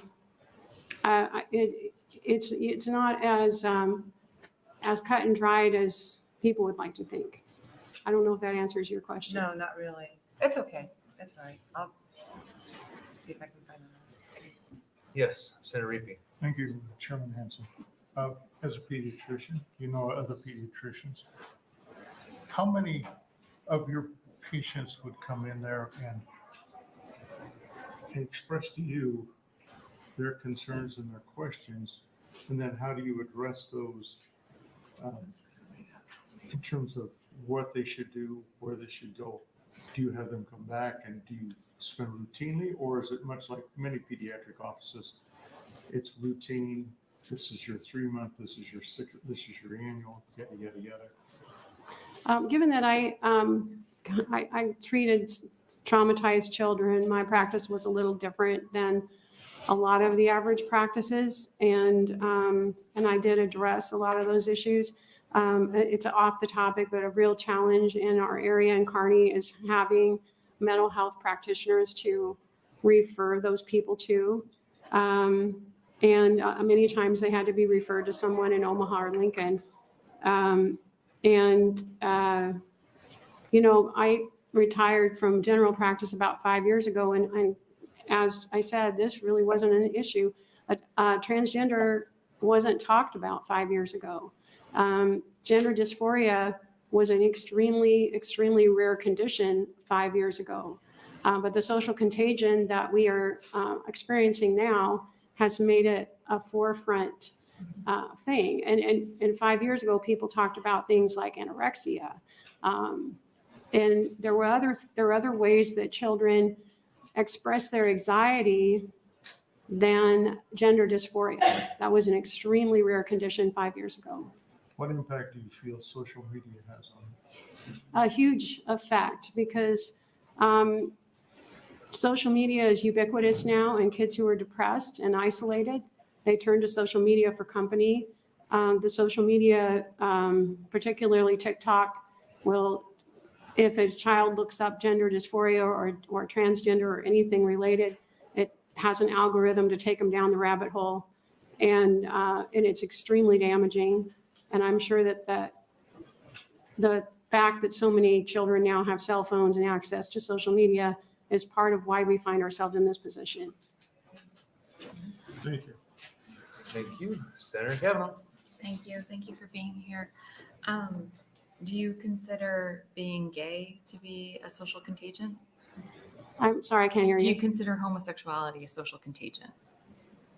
Do I think that homosexuality is more likely to make children transgender? No. That Do question? you view it as a social contagion? Are people gay because it's Of a course social not. contagion? No. Well, people used to say exactly what you're saying about being transgendered, so that's why I asked the question. Oh, no, I mean, 5 years ago, who mentioned the word gender? It was, you were male or female, this is a social construct that has been invented, and as I testified, the Obamacare law said in 2010 that transgender procedures would be covered, but they actually didn't start being covered in 2017. So in 2017 is when all these clinics geared up. Sure. And I appreciate that's part of your testimony. I asked and you answered my question. Thank you. Okay, Any other questions from the committee? Seeing none. Thank you. thank you.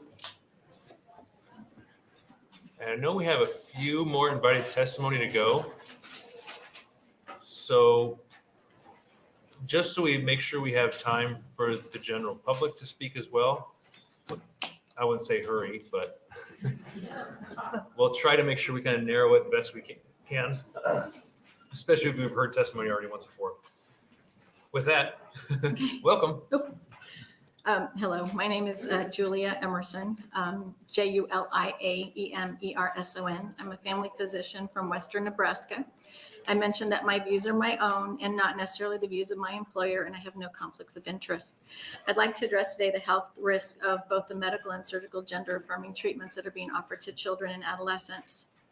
So there's essentially three major experimental treatment options. First are puberty blockers, which you've heard already spoken about today. Hormones used, basically chemical castration. They're being prescribed to otherwise healthy, gender-confused children at a young age to block the development of male or female physical characteristics.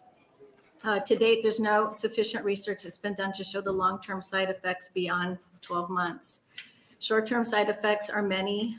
You've heard some: osteoporosis, mood changes, depression, increased suicidality, which many of these children are already dealing with. There's also some possible slowing of brain development. The FDA recently warned about a condition consisting of brain swelling and vision loss, liver damage, seizures, heart damage, also the potential for permanent sterility when combined with cross-sex hormone treatment. So that is the second treatment option, estrogen and testosterone, which also carry a lot of risks of blood clotting, high cholesterol, weight gain, mood changes, diabetes, stroke, high blood pressure, cardiovascular disease, and infertility, also increasing in certain cancers. Many of these risks are higher than at naturally occurring levels in adult cis males and females. There's no studies on the long-term effects when starting these drugs in childhood and adolescence. And finally, sex reassignment surgeries. This is permanent. And these surgeries are prone to serious complications, causing victims to be lifelong patients of a medical system that has been too quick to cater to gender ideologues. These procedures essentially remove healthy, functioning body parts to be replaced with ineffective imposters. Female to male surgery in particular is very risky. It requires making a penis and scrotum from muscles and skin taken from arms and legs. Many complications, which include a lack of blood flow to the new organ or new graft, urinary dysfunction, including permanent incontinence, chronic pain, non-healing wounds, graft rejection, open fistulas, allowing urine and feces to leak into other body parts. The penis and clitoris that are formed are often non-sensory and non-functional. The result of reassignment surgeries is permanent sterility. The complications lead to more surgery, more dissatisfaction, regret, isolation, depression, and suicidality, the very things that transgender treatments were supposed to remedy. I urge you to support Bill 574 and protect children. Thank you. Thank you. Any questions from the committee? Yes, Senator Reapy. Thank you.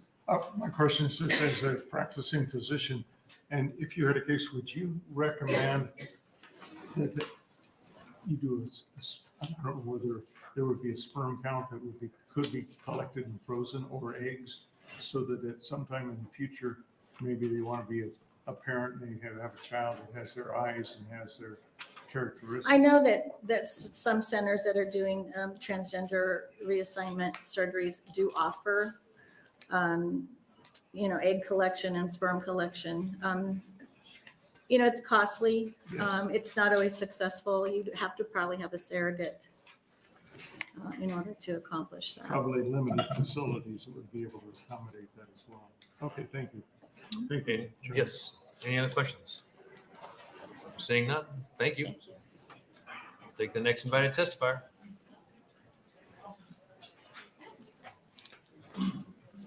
Thank Welcome. you. You're good to go. My name is Jenna Durr, Jennaderr, and I'm a physician. I speak on behalf of myself today, and I support LB 574. When I became a physician, I took an oath to first do no harm, and today I choose to speak publicly because children in our state must be protected. There are other physicians who would like to be here today, but are not because they are fearful of professional repercussions. Today, you'll hear testimony in opposition to this bill, and the opposition may reference and quote commonly depended upon research to support their position. I would like to quickly review two of these foundational studies, and I've included additional studies and an in-depth analysis for you all to review later. A pair of Dutch studies published in 2011 and 2014 are routinely cited and used to support gender-affirming care in the U.S. These studies have significant flaws. They were funded by a personal grant to one researcher from a for-profit company whose funders are undisclosed, and therefore conflicts of interest cannot be determined. The initial flaws also include the following: small sample size, lack of long-term follow-up, and lack of a control group. There were 70 participants in the first study and 55 in the second. Participants were surveyed upon initial evaluation at the gender identity clinic, prior to initiation of cross-sex hormone treatment, and then after gender reassignment surgery about 1.5 years later. Participants were not followed into adulthood, thus it's unclear how future relationships, experiences, and sterility may affect their perception of well-being. Additionally, all participants underwent medical intervention. A significant flaw is related to the measurement tool used to assess gender dysphoria, which led to the conclusion of the study that gender dysphoria resolved after gender reassignment surgery. However, the initial measurement tool was not the same as the final measurement tool, thus nullifying the results of this widely referenced and depended upon research. Another issue is that participants who experienced medical or psychological complications were excluded from the study, therefore skewing the results in a positive direction. Those who were not included as participants were simply noted to be non-participants. What happened to these people? Additionally, all participants were required to undergo intensive psychosocial therapy. It's impossible to determine how much of an effect this played in any positive outcomes. Likewise, there wasn't a control group who underwent psychosocial therapy without medical intervention, which may also be helpful in determining the necessity of medical intervention, if at all. Additionally, the Dutch approach to adolescence is different from the U.S., so conclusions are difficult to generalize. The Amsterdam Gender Identity Clinic does not provide physical medical interventions before puberty, and parents are advised in watchful waiting. Adolescents are only considered eligible for puberty suppression when they're diagnosed with gender identity disorder, live in a supportive environment, and have no serious psychosocial problems interfering with the diagnosis of treatment protocol. If there are problems identified that may interfere with the physical medical intervention, treatment is actually postponed. In summary, considering these two studies to be foundational and reliable is concerning at best, and there are multiple reasons to be cautious. Thank you for your time. Thank you for your testimony. Any questions from the committee? Yes, Senator Reapy. Thank you, Senator Hanson. My question is this, notes here, first line, which I get read through. You're a physician, are you a family medicine doctor? I am a family medicine physician. Okay. Good for you, thank you. Yeah. All right, any other questions? No. Seeing none, thank you. Okay. All right, we'll take our next invited testifier.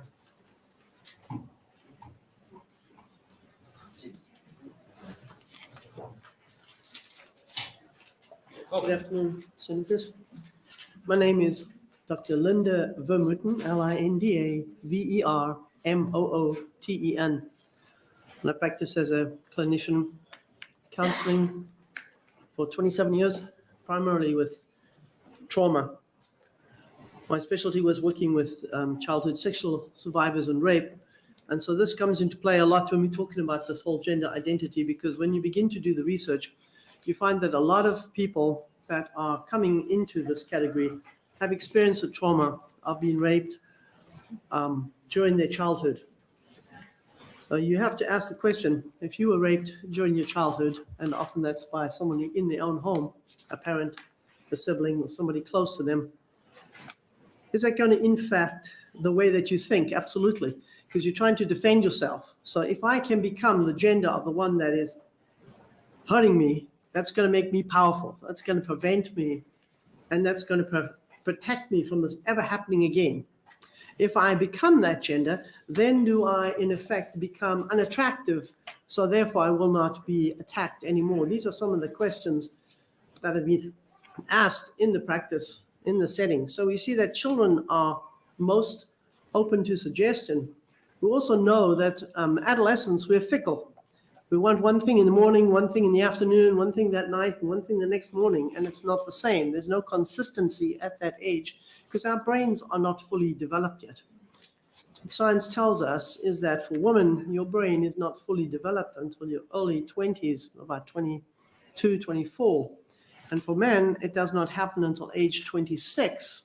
Now we want to take a decision that is going to be life-altering to a child for the rest of their life and allow them to make this decision when their brain does not have the capacity to think things through. There's a multiplicity of things that we don't allow children to do because we don't believe that they are mentally competent. They can't smoke, they can't buy cigarettes, they can't buy alcohol, they can't drive, they can't vote, they can't legally get married because there's an age of consent when we assume that people can make a decision. And our practice and our profession does not help us. Why there are not many more of us here today? Because one of the things that the profession says in this whole arena is you're not allowed to speak to your client about alternatives if they raise the question of dysphoria. So when you're prevented from addressing other alternatives, what choice do you have? Not much. And it's not saying that we are not saying that this individual can never have a surgery. What we're saying is let them go up until an age when they can clearly have more mental capacity, although their brain is not yet fully developed at age 19. They have a better chance of making an accurate decision. Just because we can do something, does that mean we should do something? There's a lot of children that are very suggestive, like autistic children and mismatches that are pulled into these groups, and they begin to be manipulated by their peers that say, well, we accept you. If you're just like us, you need to hang out with us. And they pull in all the people that don't fit anywhere else. And so then it's by suggestion. And they're very open to suggestion. All right. Thank you, doctor, for your testimony. Your red light is on. Excuse me. And now you can get a glass of water. You're fine. It's good timing. All right. Well, let's see if there's any questions from the committee. Yes, Senator Day. Thank you, Senator Houston. I just wanted to mention, as a woman who was a victim of child sexual assault and someone who is also neurodivergent, that we are fully capable of making decisions for ourselves. And sometimes conflating trauma to gender dysphoria can be really problematic for people who are watching. So for anyone who is watching, just because you are a victim of child sexual assault or also neurodivergent does not mean that you are not capable of making decisions about your own life. That is true. However, if your brain is developed, Senator, then how do you make an accurate, informed decision? As being a survivor myself, if I were growing up today. I don't know. I had a question for you. I just wanted to make a statement. All right. Thank you. Thank you, Senator. Any other questions from the committee? All right, seeing none, thank you. And again, we'll try to remember to kind of keep our voices down if we can, please. Thank you.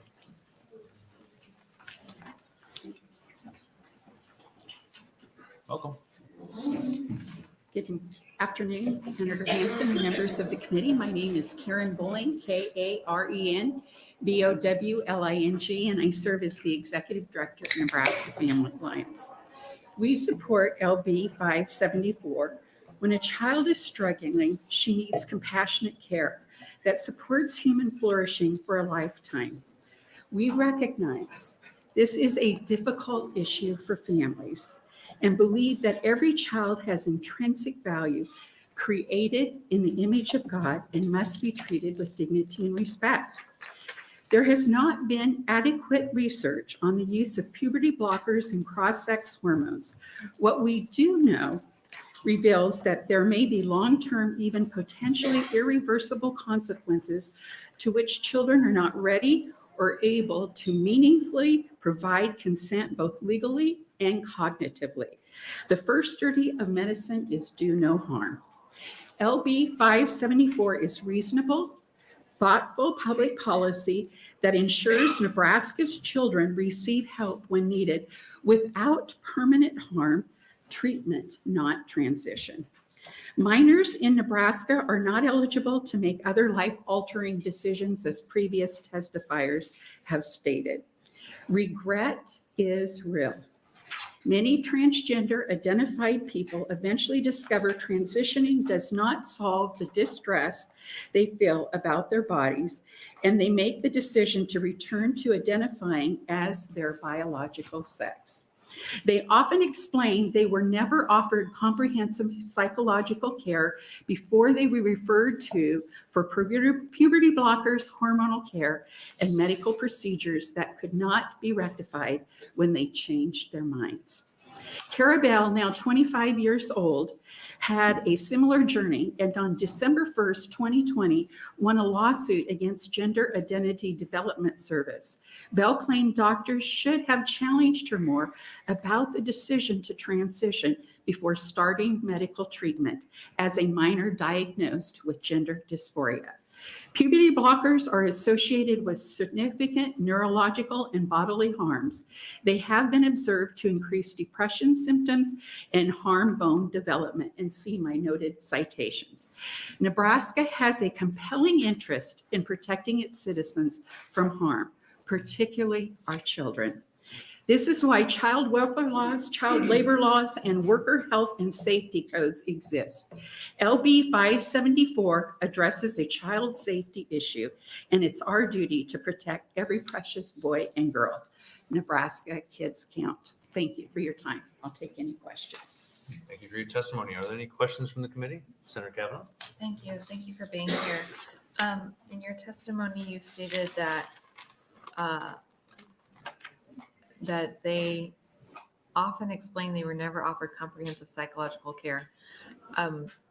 Who is they? Who are you referencing? Well, thank you, Senator Kavanaugh, for that question. And as some of our previous people that now identify as detransitioners, they, I think, explain very thoroughly that currently a lot of the prescriptions that are to be given and Sorry, advice. my question is, who is the they you are referencing?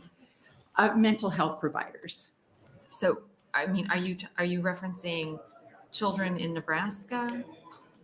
Yes. So I will just tell you, thank you for clarifying your question, Senator. It is a common question and call that we get to our office.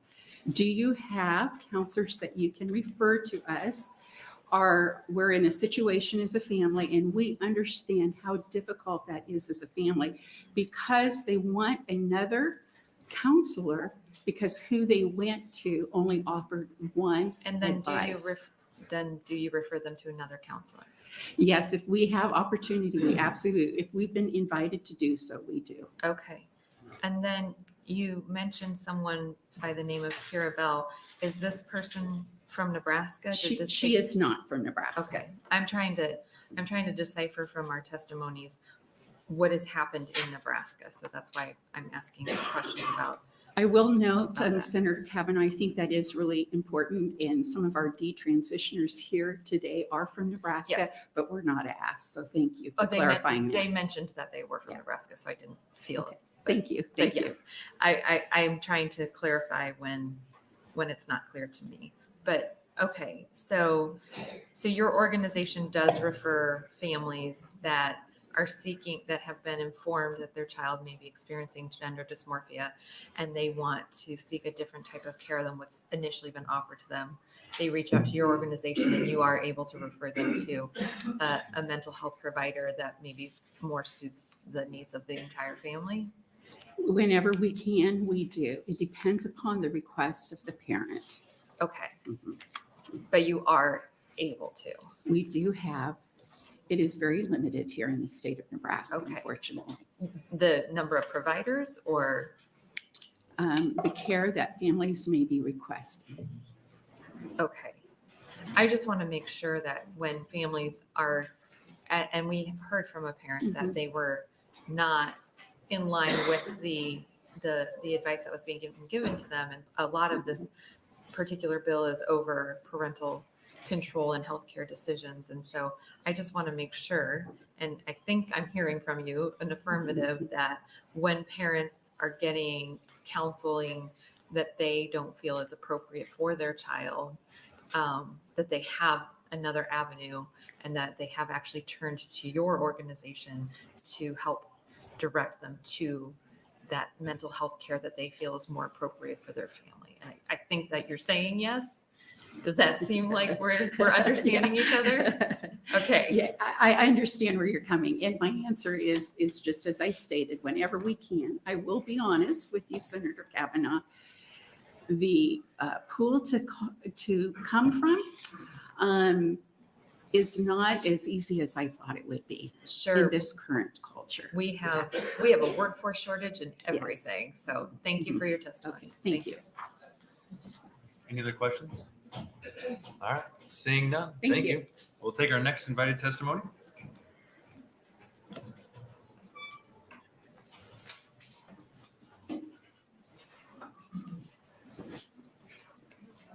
Welcome. Good afternoon. My name is David Begley, David Begley. I'm an attorney in Omaha, and I was educated by the Society of Jesus in Omaha. In his State of the State address to the legislature, the Oklahoma governor said, "We must protect our most vulnerable, our children. After all, minors can't vote, can't purchase alcohol, can't purchase cigarettes. We shouldn't allow a minor to get a permanent gender altering surgery in Oklahoma." To that, I would add no puberty blockers. The New York Times likes to think of itself as the paper of record in the United States. Most people would agree with me that the New York Times is one of the most liberal organizations in America today. So I took note when the New York Times published a story on November 14, 2022, which stated, quote, "Concerns are growing among some medical professionals about the consequences of the drugs," and quote, "There is growing evidence of potential harm from puberty blockers." The bottom line here is that puberty blockers to minors is experimental. After World War II, the civilized world agreed that it was unethical to perform medical experiments on humans, especially on children. General George Marshall was one of the leaders of the military in World War II and thereafter. He was a 5-star general. He made many life-altering decisions there as General and Secretary of State. And he would ask himself, what if I am wrong? And I would submit that the doctors that are doing this stuff and their parents that are consenting to this, they need to ask themselves, what if I am wrong about this decision regarding my child? Now, I attached to my testimony some questionnaires which are on the website of Nebraska Medicine. I presume that they were given puberty blockers at Nebraska Medicine and possibly doing gender reassignment surgery. We heard from someone here today said that it is going on. And I'm calling on the Attorney General or the State Patrol to investigate. And if Nebraska Medicine performed medical experiments on children, those people need to be fired. And I would submit to you that if they have informed consents in their file signed by their parents, that's legally ineffective. You can't consent to your kid to have irreversible permanent physical damage. That's just legally ineffective. So as others have stated, the state of Nebraska has a compelling interest in protecting children, minors, from medical experimentation that can cause permanent physical harm. You've heard all from the other doctors, bone problems, brain development. This is just morally evil. It's got to be stopped. Thank you. Thank you for your testimony. Any questions from the committee? Senator Epe?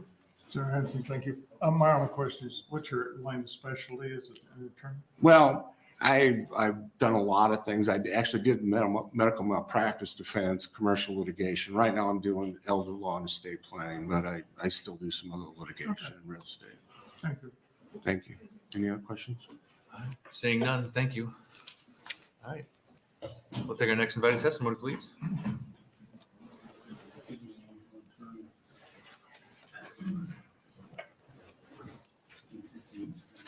Welcome. Good afternoon. My name is Jeanette Cooper, JeanneTTECOOPER, and I'm here to support LB 574 on behalf of Partners for Ethical Care, a secular, nonpartisan, all-volunteer nonprofit organization. I am a mother. It is the greatest fear of every parent to outlive her own child. It makes sense for a parent to choose transition when they are faced with that choice from unethical and misinformed professionals. It makes sense for a mother to choose a sterile, desexed child over a dead child. It makes sense for a parent to consent to the removal of healthy breasts rather than the removal of her daughter's body from the morgue. But if a therapist, social worker, or doctor gives you or anyone else this scenario and implies that if you do not consent to these harmful interventions, then you'll be responsible for your child's death, I want you to report them to the State Licensing Board for Unethical Care. I have had parents do so. This form is on the state's website. Citizens have a duty to assist the government in one of its major roles, to regulate licensed professionals. This is what this bill is about. The government is in charge of protecting consumers from unethical practices and unscrupulous providers of any product or service. That is what this is about. The suicide myth assumes only two options, transition or suicide. It is a false dichotomy. There is always more than two options.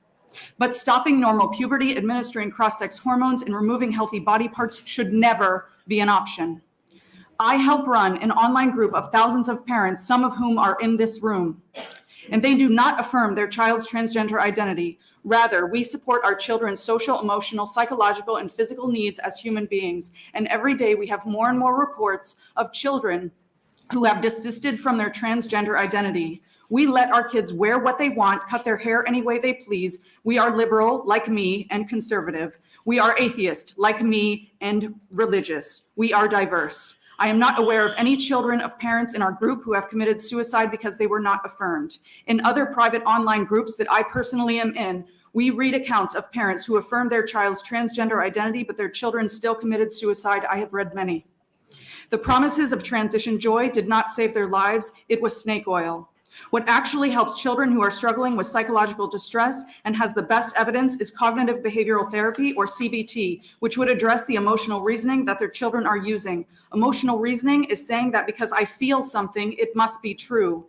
Feeling like a girl is an example of this. That's why the affirmation model doesn't prevent suicide. It's a feeling in somebody's mind. There's nothing physically wrong with their bodies. When my daughter expressed thoughts of suicide, I spent a full day with a suicidologist. Suicide is complex. It doesn't involve legislative testimony. That will never cause someone suicide.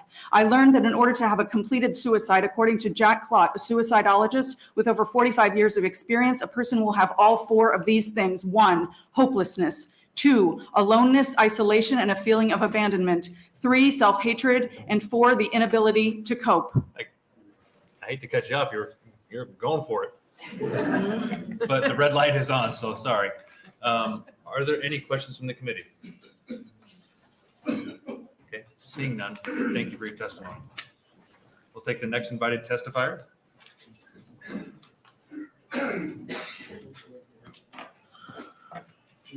Welcome. Thank you. Thanks for having us here today, committee and Senator Hansen. My name is Russ Barger, RUSSBARGER. I'm an attorney here in the state, and my testimony is my own. I'm not operating on behalf of anyone else.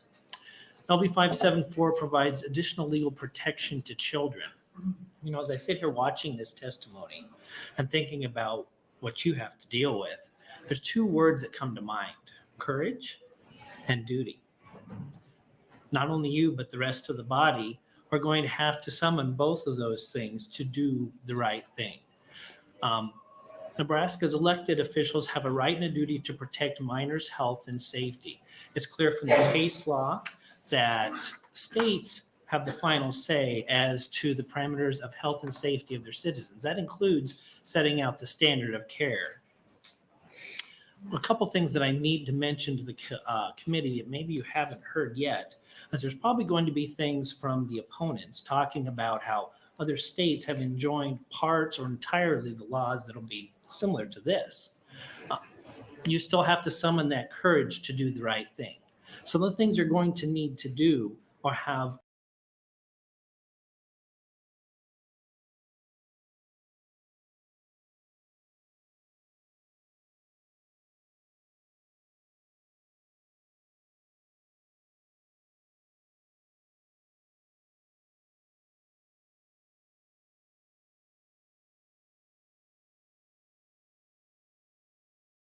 removed, for example, but a minor born as a female is not permitted to seek that same medical treatment because the minor's sex at birth determines whether or not the minor can receive certain types of medical care under the law.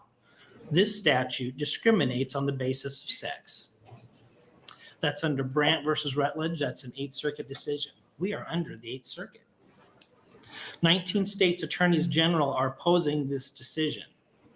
Its lack of logic is breathtaking to me. What this reminds me of as I watch this play out is our partial birth abortion battle over a decade ago. Partial birth abortion proponents use similar industry-driven experts to strike down Nebraska's partial birth abortion ban. The industry experts claim theoretical instances where the DNX procedure was the only one that was available and necessary for certain women. They couldn't really identify any of them, but they said it could happen. Later, Congress made factual findings saying DNX was never necessary, and the Supreme Court upheld the federal version of that law. You need to make sure that you have the correct statements of fact to support whatever it is. You have people who are sterile. You have people who are irreversibly harmed. I need you to do the right thing. Thank you. Thank you for your testimony. Are there any questions from the committee? Seeing none, thank you. Just a few left. We'll take the next invited testifier. Hello, thank you, Senators. My name is Joseph Mulka, JOSEPHMULKA.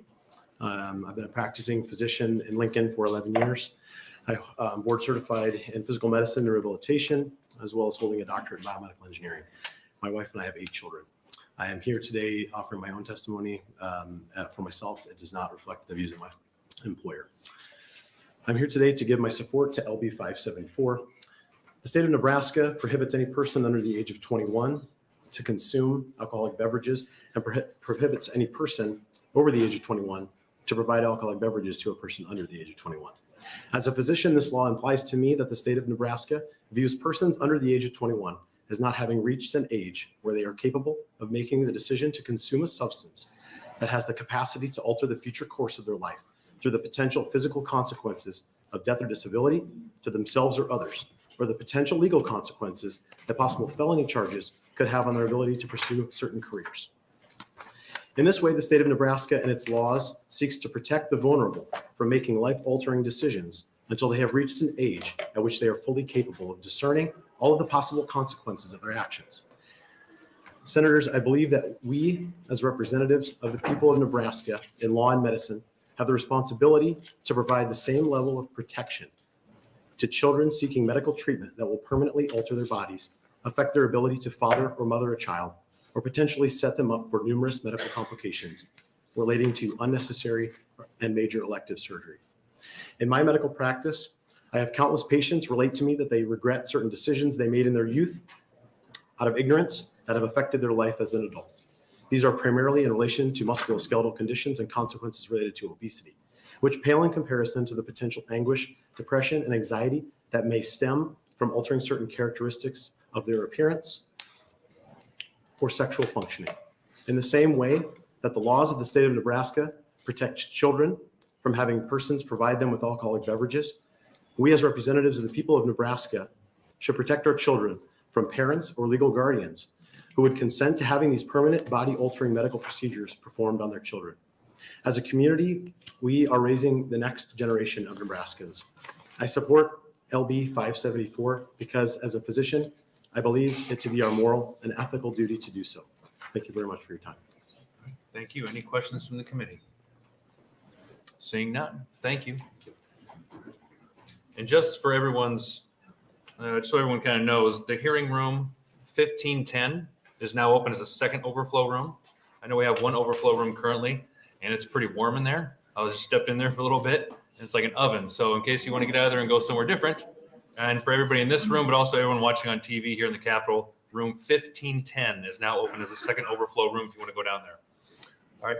And with that, the next invited testifier, welcome. Thank you. My name is Stephanie Johnson, STEPHANIE JOHNSON, and I am here on behalf of Nebraskans for Founders Values. I just thank you, Senator Hansen, and the rest of the committee for the opportunity to come speak. I am just really a proponent of this bill and honored just to be here to protect our children from this. According to Reuters.com that was published in 2021, the number of children ages 6 to 17 identified with gender dysphoria has quadrupled, and that was from 2017 to 2021. And from ages 6 to 17, the number tripled that were children using hormone therapy, hormone blockers. I want to just tell you a little bit about myself. There's so much research, but you've heard so much today. Because of all of this going on in our society, a situation in my own life was brought back to my remembrance from when I was 12 years old. And I asked my mom about it 2 years ago. And all of this was escalating, and there were gender clinics popping up all over the country, and all these children and little girls wanting to become boys. And I asked my mom if she remembered when I was 12 and I was doing sit-ups every night. I would go run around our block as fast as I could. I was a tomboy, and I was very underdeveloped, and I was proud of being a tomboy. And I saw my friends starting to go through puberty and getting breasts and they were developing. I was not. And I didn't want to. And so I was doing all these things to try not to go through puberty. And I held it in, and it scared me because I thought, what is wrong with me? And I remember going up to the kitchen and asking my mom and telling her the truth about why I was doing all the things I was doing is because I didn't want to go through puberty. I liked being a tomboy. I played with all the boys at recess. I did all of that. And she said, honey, let's talk about it. We did. She said, you're athletic. You're a tomboy. And I was. Fast forward until I was, 14, 15. I started liking dresses. I started being able to fix my hair, wearing makeup. But guess what? I put on my baseball hat, and I would go out to the field, and I would do all the things. I'm from Western Nebraska. So I had my tomboy side and I had my girly side. And if I were to tell that story right now as a 12-year-old little girl in front of the opponents to this bill, I would be a perfect candidate for gender dysphoria. I would have had gender dysphoria. And I don't know what the damage would have been done to me. I would have agreed to it. I tell you that right now, hands down. I would have agreed to it because I didn't want to become a voluptuous woman.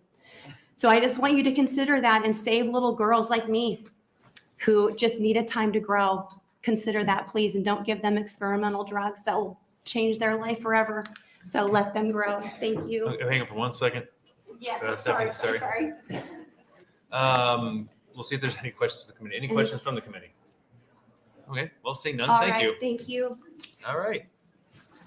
We'll take should be the last invited proponent testimony, if there is one. Proponent, yep. I don't know if we have any more invited testimony. I just want to make sure if we have any more invited testimony. It looks like we don't. Okay, good. All right. So now we'll take the next proponent. We'll take from this side of the room first, the next proponent testifier.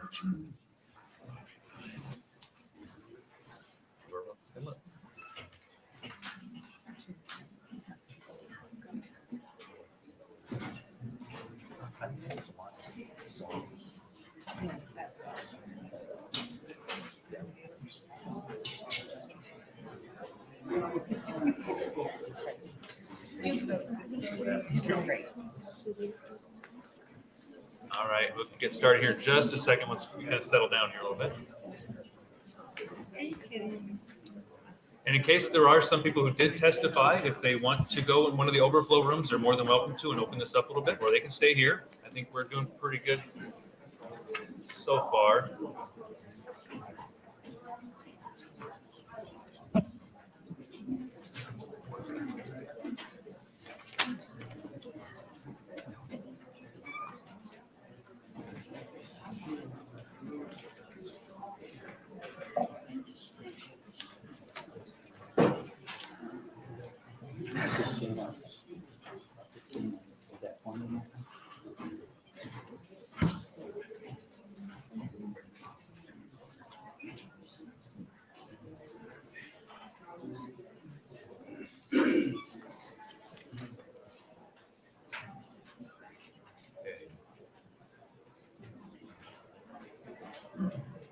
I think we're just about ready.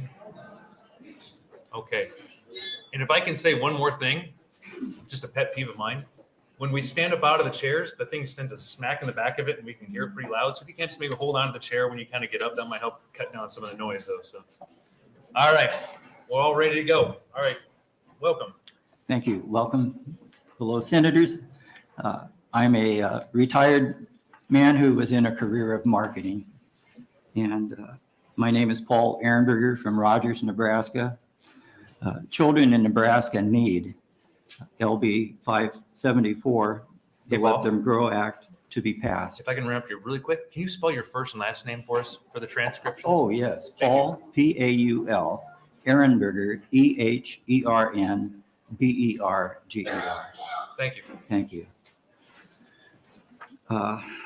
Well, we really need this. The legislation is necessary to prevent children and teenagers from doing physical, emotional, spiritual, and psychological harm to themselves that they will regret for the rest of their lives.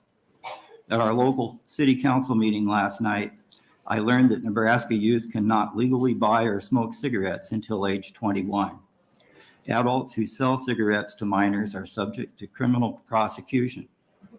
Likewise, the lucrative industry that provides puberty blockers and hormones to children or performs surgery on sex organs of minors should not be able to fabricate a market that fills their coffers by deceiving Nebraska families.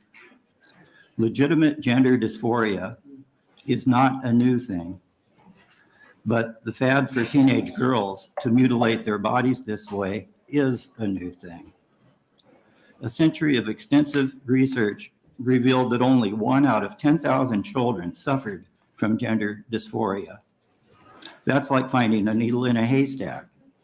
If you tried to lift 10,000 pennies, you would feel the weight of 55 pounds. Compare that to the weight of just 1 penny. That's the ratio we're talking about here. True gender dysphoria is extremely rare. 100 years of scientific research has shown that when you do find a case of truly natural gender dysphoria, it's almost always a small boy. And that boy has a 70 to 90% chance of just naturally growing out of it. But we now face a craze for up to 30% of teenage girls reported in a single class to seek self-worth through gender transitioning. In the past decade, university hospitals offering these services to minors have sprung up all over the country, including Nebraska. Do no harm. The overall marketing of this social phenomenon appears to be systematic and lucrative for many industries. I've seen books for small children in my hometown rural library that would groom little girls to become victims of this social phenomenon. Do no harm. Social media has fueled this craze for teenage girls. Paul? Yes. The red light kicked on. Sorry. Okay. No. Well, you know my position. Yeah, well, this is good. I appreciate it. Glad we could hear from you. You can So read the rest. we'll wait a second just to make sure there's any questions from the committee. Seeing none. Thank you very much for coming.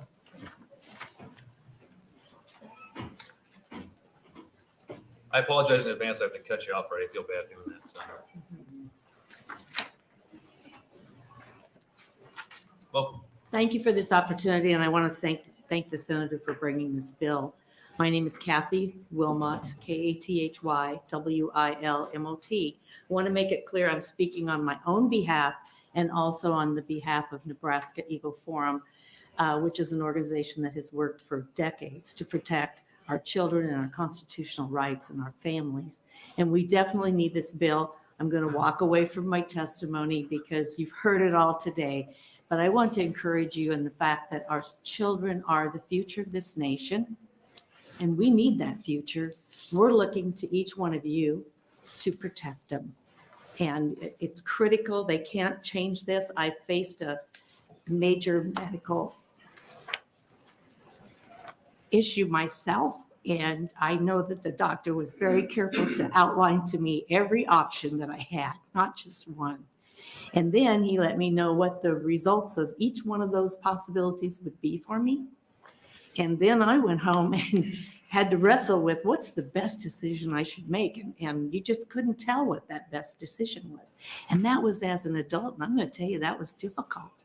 And these children are not, or youth are not able to make those decisions and understand the implications. I don't understand parents that jump at these ideas without fully researching.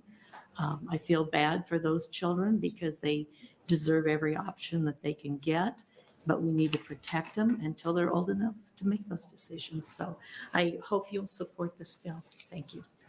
Thank you for coming. Any questions from the committee? Just to make sure. Seeing none, thank you.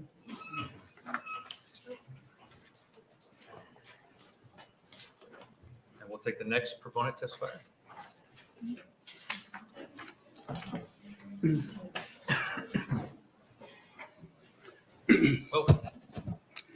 Good afternoon, Doug Kagan, Doug-Kagan, Omaha, representing Nebraska Taxpayers for Freedom. Our group proposes state taxpayer funding for gender-altering procedures for individuals under the age of 19 for several reasons. These procedures are cosmetic or enhancement in nature, not compelling medical ones. It is not cost-effective because the fee receiving such treatment does not warrant taxpayer funding. These surgeries cost up to an expensive $50,000, not counting accompanying drugs and hormone treatments. We believe that allowing state funding will force taxpayers eventually to pay for similar procedures like elective cosmetic surgeries on other parts of their body, or even race alteration surgery. Furthermore, the Biden administration is allowing federal dollars to pay for sex change surgeries with accompanying chemicals that can permanently damage bodies. This administration endorses these procedures on minors without parental consent. LB 574 would serve as a bulwark against this arrangement. An increasing number of states prohibit direct or indirect use of public monies granted or paid to entities and personnel that provide gender-changing procedures. Bills in 4 states, including neighboring Missouri, exclude such surgeries as a tax-deductible health care expense. A host of reputable medical authorities here today already have categorically stated that these procedures can cause serious medical and psychological trauma, so I'm going to skip the rest of that paragraph. In conclusion, we believe use of taxpayer dollars unwarranted and urge you to advance LB 574 out of committee. Thank you. Thank you. Any questions from the committee? Seeing none, thank you very much. We'll take the next proponent testifier. Oh, we'll take one from the right side. You're right. Yeah. I've learned to go back and forth. Otherwise, everyone just starts looking at each other and confused. So, all right, welcome. Welcome. Thank you very much for your time, Senators. My name is Denise Bradshaw, DenisBradShaw. I came down today to testify to a story very similar to Stephanie's. Growing up, I was a ferocious, what they would call then a tomboy. I really hated being a girl. It grossed me out so much. I couldn't think of anything more mature than gross, but it just grossed me out so much to be a girl. I am so grateful that I had a mom that didn't suffer from this variant Munchausen syndrome that seems to have overtaken so many parents. They stood by me. They didn't, even though they did not understand me, they stood by me and knew that the preteen and teen years was just a time of great change, a lot of emotion, and a lot of insecurity. But they never wavered in their love for me, and they let me just be and figure it out on myself. I was so lucky. I grew up to be the person I am today, a mom and a woman who has worked for women's rights over the years many, many times. I am grateful for what I went through. It brought me here today to explain to you that not all dysphoria needs to be surgically fixed. It needs time to heal. And please give these children that time to heal. I was lucky enough to have parents who gave me that. Maybe others aren't that lucky, but surgery isn't the answer. Give the children time to heal and to grow. And that's all I have. Thank you very much. Thank you for coming. You bet. Any questions from the committee? Seeing none, thank you. Thank you. We'll take the next proponent testifier from this side.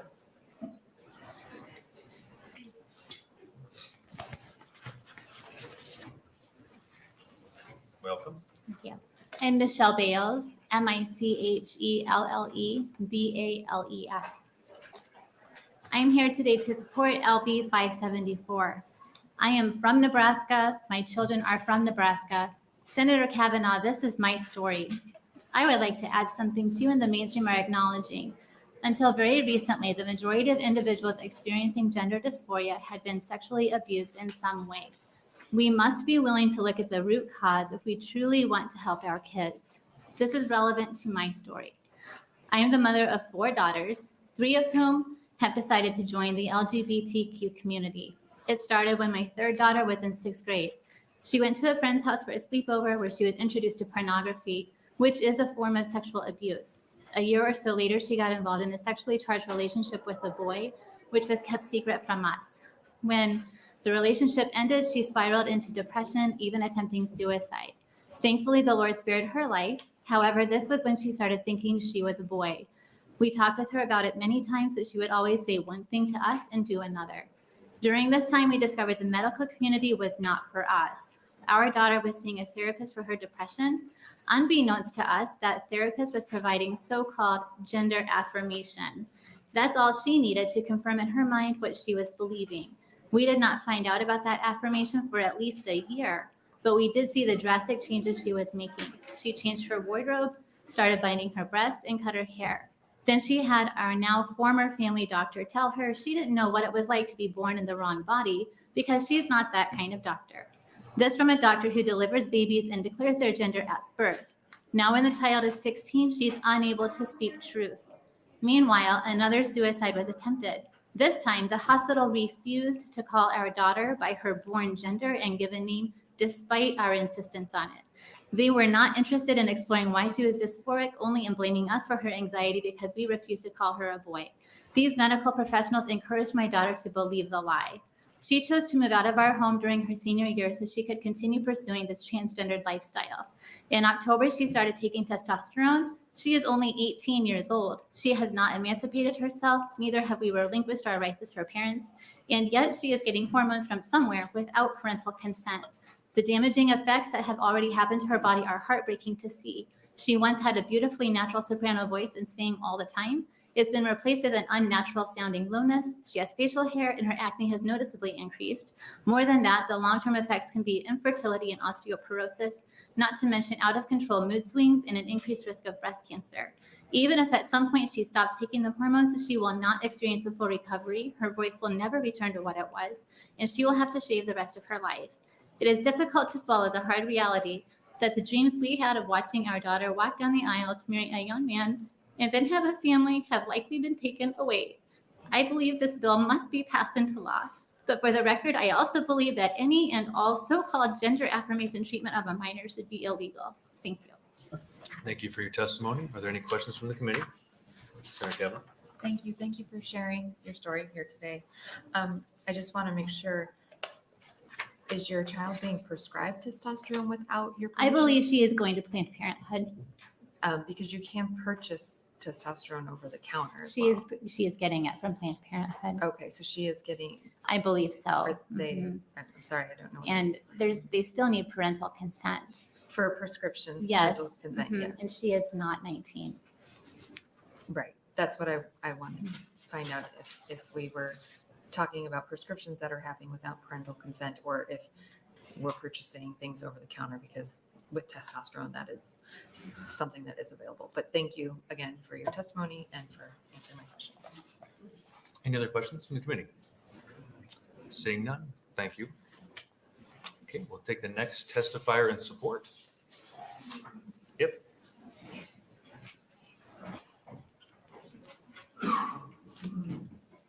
Pretty soon, as an FYI, we will be moving to a 2-minute testimony, so we can get as many people in as we possibly can. We'll do our best to make sure we kind of get everyone heard and not cut you off as fast as I can, but just to kind of put your thoughts in order so we can kind of condense things if we need to. Thank you. Thank you. My name is Catherine Yeoman, spelled Katherine, and Yeoman spelled Yohman. And today I am speaking as a proponent of Bill LB 574. I would like you to all know that I'm the oldest of 7. I have 5 younger brothers. My youngest just turned 5 in January, and my oldest turned 15 in December. I am 22 years old, a member of Gen Z. I am what is considered elder Gen Z. And Gen Z has the highest transition rate the world has ever seen. Generation Alpha, which covers children born between 2010 to the mid-2020s, is predicted to have even higher rates of gender transition. I would like to point out that the attempted suicide rate is 41% in the USA. In Sweden, where medical transition is bankrolled by the government, the attempted rate remains the same, 41%. Why is that? Gender dysphoria is a symptom. It is often the sign of a larger problem like sexual trauma, depression, and BPD. I would like to tell you my story for a moment. I was the oldest of my siblings, and I watched my mother get beaten for 2 years from the ages of 13 to 15. Nothing made me more sad than thinking if I was a son, I could save my mother. I stepped between my mother and her abuser almost every time it happened, and I couldn't stop blaming myself for being born a woman. It wasn't until I reached my older teenage years, about age 17, that I realized I didn't need to be a man to defend the people I loved. I would also like to point out the true definition of compassion. Compassion does not mean enabling someone to hurt themselves. It does not mean enabling a person to be put into a statistic that is likely to try killing themselves. What it means is protecting their best interest and protecting them and making sure they don't try to hurt themselves later in life. Sorry, the lights, I don't know how much time I have. You still got a little bit of time yet. Okay. Keep going. I don't know why our modern culture has forgotten what the true definition of compassion is. Parental compassion embodies the idea of keeping your children's best interests at heart, understanding that what they might want now may not be what they want 10, 20, 50 years down the line. I want to say that I am not up here today speaking from a place of hate. I am not up here speaking from a place of anger. I am up here speaking from a place of deep sadness because I want to ensure our children are safe. I will always fight good and hard, even if I fight alone. And that is a quote from Dr. Susan LaFleche Pickett. I believe I'm pronouncing that right. And I want to just highlight that we are not alone today. We may be the minority, but we are not alone. Thank you. Thank you for coming to testify. Of course. Are there any questions from the committee? Seeing none, thank you for coming. Thank you. We'll take our next testifier on this side of the room.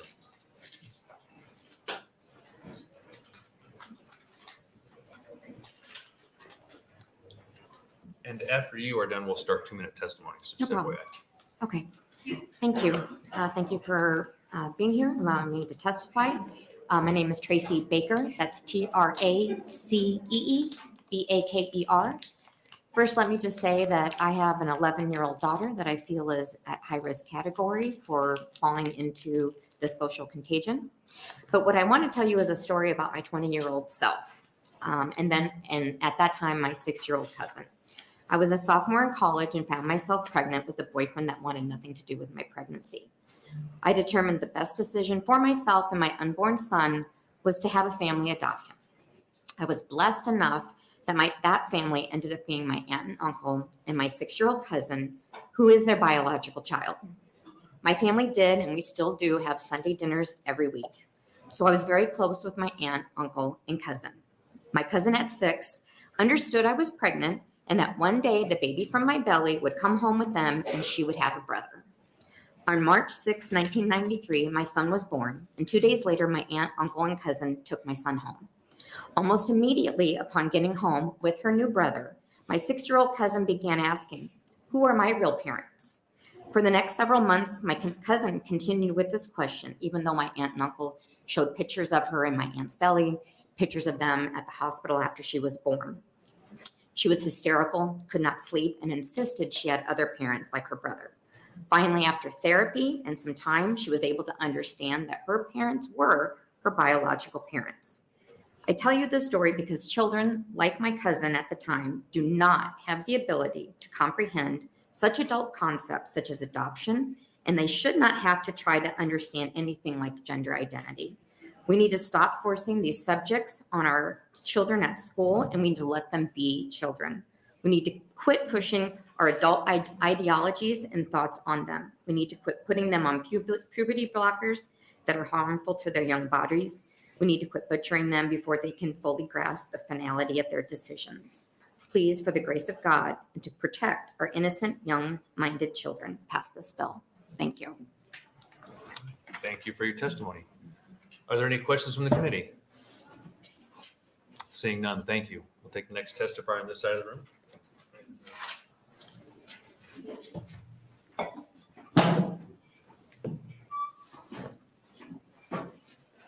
Welcome.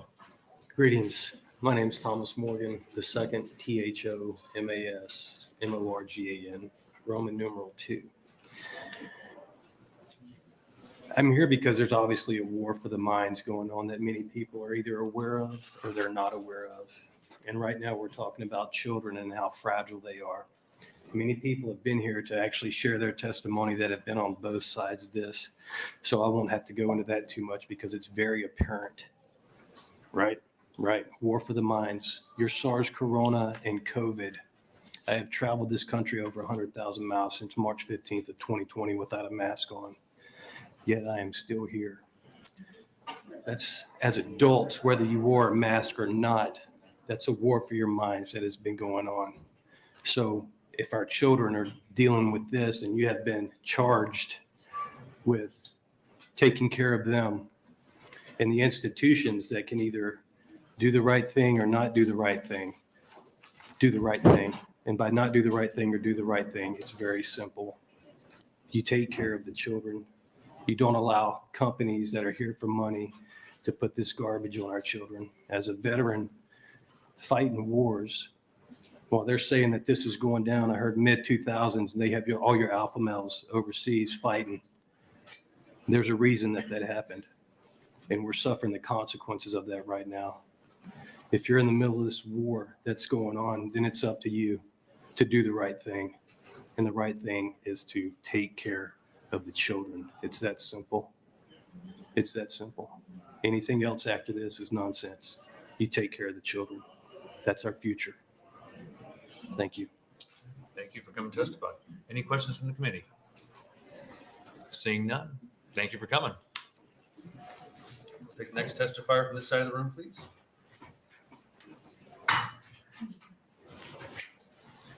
Greetings. My name is Dennis Schleiss, spelled DENNIS SCHLEIS. Nebraska must join the increasing number of states that already have passed or are in the process of passing the legislation barring taxpayer funding for gender altering procedure, also known as GAPS. In 2021, Arkansas passed a law banning GAPS for minors. A Texas bill, HB 1029, reads, "No funds authorized or appropriated by state law shall be expended for any gender assignment." Then we go to the state of Ohio. in year 2022. HB 454 prohibits the distribution of public monies to organizations or individuals that offer gender transition procedures to minors. And then we go to another example. In the state of Mississippi, Senate Bill 2728, public funds are forbidden for direct or indirect use of an organization or individual that provides gender transition services to anyone under 18. I believe Nebraska must pass LB 574. Thank you. Thank you. Any questions from the committee? Seeing none, thank you very much. We'll take the next testifier on this side of the room, please.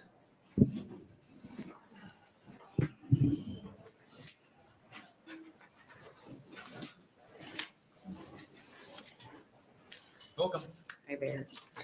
My name is Elizabeth Davids, Elizabeth Davids. I would encourage you to go watch the 2.5-hour Jordan Peterson extensive interview with Chloe Cole, much of which Luca has already described, but I thought I would add some details. Chloe convinced herself that removing her breasts would be the answer to her struggles, and doctors were only happy to receive payment for removing her breast tissues, cutting off her nipples, scraping adjacent skin, and replacing the nipples in a more masculine location for her chest and reorienting her nerves into other areas in her torso. It was only a month after the surgery that she began deeply regretting her surgery and realizing the full weight of what she as a young teenager had been allowed to do to her body that she can never undo. She says of that time, "I felt like a monster."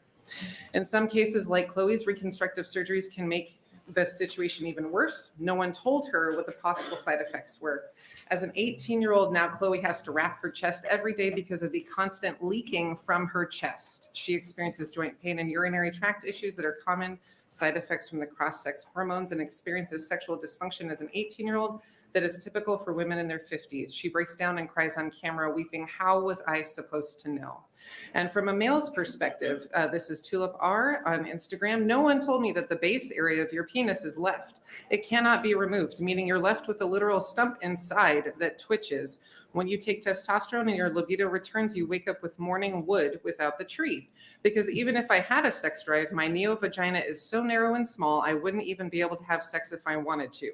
And when I do use a small dilator, I have random pockets of sensation that only seem to pick up pain rather than pleasure. Any pleasure I do get comes from the prostate, which was moved forward and wrapped in glands from the penis, meaning anal sex isn't possible and can risk further damage. Then there's the act of going to the toilet. It takes me about 10 minutes to empty my bladder. It's extremely slow, painful, and because it dribbles, no matter how much I relax, it will then just go all over that entire area, leaving me soaking. How is it that at age 35, I run the risk of smelling like piss everywhere I go? With that, we'll have to end your testimony because the red light's on. Hey, we'll see if one more quick, just make sure there's no questions from the committee. Seeing none, okay, we'll take the next testifier.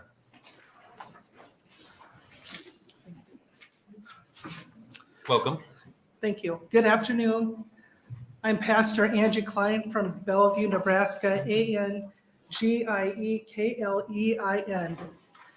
I want to be honest with you in this room today. There was a time in my 20s that I wanted to rearrange my skin because I had a desire to be a man rather than a woman.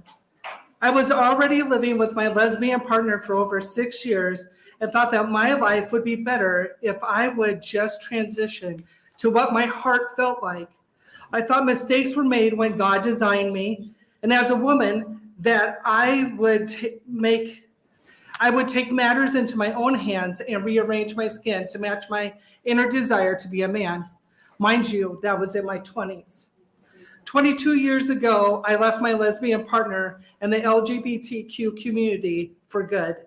I am glad that I never rearranged my skin on my body to match an inner desire that was fleeting since childhood. At the age of 40, my husband and I had our first child, and I was overwhelmed by the thought that my decision in my 20s not to transition gave me the opportunity to bear children and was able to breastfeed both of my children.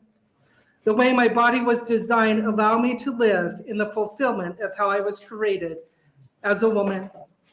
I have trans friends who have transitioned back to how they were created. One lives with the consequences of puberty blockers. She will never bear children, all because she chased a desire deep inside her that told her that she was something else. My other friend lives with his consequences as well. Both of them struggle with what the puberty blockers did to them physically, mentally, and chemically. And yet some in this room think that puberty blockers are a safe thing to give children. Many say these drugs are completely irreversible and that there is no on and off switch for puberty. Nothing could be further from the truth. I thank you. I support LB 574. Thank you for your testimony. Yes. Any questions from the committee? Seeing none, thank you. Yep. We'll take our next testifier in support on this side of the room.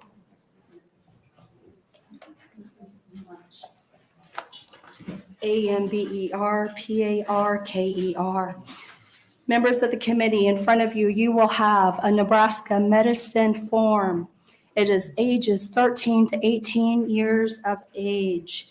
It is what we would call one of the starts of the process to transition.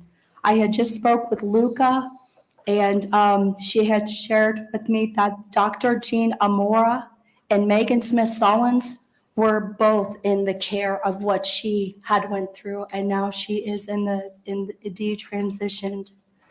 I want to let you know that WPATH, which stands for the World Professional Association for Transgender Health, has 2 members at the Nebraska Medicine. It's underneath the Gender Care Clinic Providers. Dr. Jean Amoura is a specialist in transgender care and hormone therapy who serves both adolescents and adults. I want you guys to look down at the end of your paper where there is an address, and I want to tell you these words are missing. Transgender Clinic. On the last page of what I had handed to you, it says, do you have a desire to have surgery in the future? Yes or no? If yes, what kind of surgery are you interested in? Chest reconstruction, hysterectomy, oophorectomy, medioplasty, phalloplasty, breast augmentation, or removal of testes, vaginoplasty, tracheal shave, facial feminization surgery. I want to let you know that Megan Smith is married to the trans activist Ryan Sollins, and Ryan Sollins has been invited to the Lincoln Public School system. People were unaware. There was talks, I believe, on the puberty blocker side, as well as the word psychosexual needs being met for children in the context. These questions need to be asked. I myself have been targeted by the LGBTQ militia. Thank you. Thank you. Are there any questions from the committee? All right, seeing none, thank you. Thank you. We'll take our next testifier in support on this side of the room, please.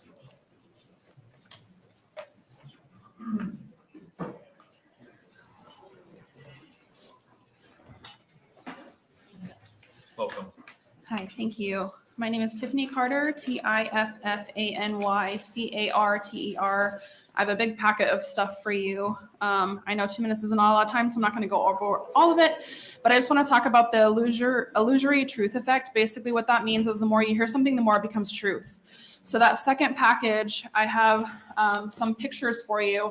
I have listed here for you 76 books that are available in the Nebraska public libraries. I can't verify every single one in the school libraries, but I know that a lot of them are there. I've been doing research for over a year on school book content. So when you think about this illusory truth effect, the more that you hear something, the more it becomes true. When you have board books and children's books that are pushing these ideologies, some of these books are suggested to be 0 to 3 years old, then it's no wonder that we have this thing going on that we call a contagion with all this stuff, because we're pushing this as a young age. The other thing I wanted to talk about, there is that article for teens, trans and teens, a social contagion factor is real. Basically, what we've already heard today about different countries that they're seeing that this is happening. And then I have a couple studies from the American College of Pediatricians. The main thing I want to say here, the American College of Pediatricians recommends an immediate cessation of these interventions, talking about puberty blockers and the surgeries, as well as an end to promoting gender ideology via school curricula and legislative policies. Healthcare, school curricula, and legislation must remain anchored to physical reality. And I'll leave you with that. I really hope that you take a chance and actually read these things because the science shows what we've already heard today. Thank you. Thank you. Are there any questions from the committee? Seeing none, thank you. We'll take the next testifier in support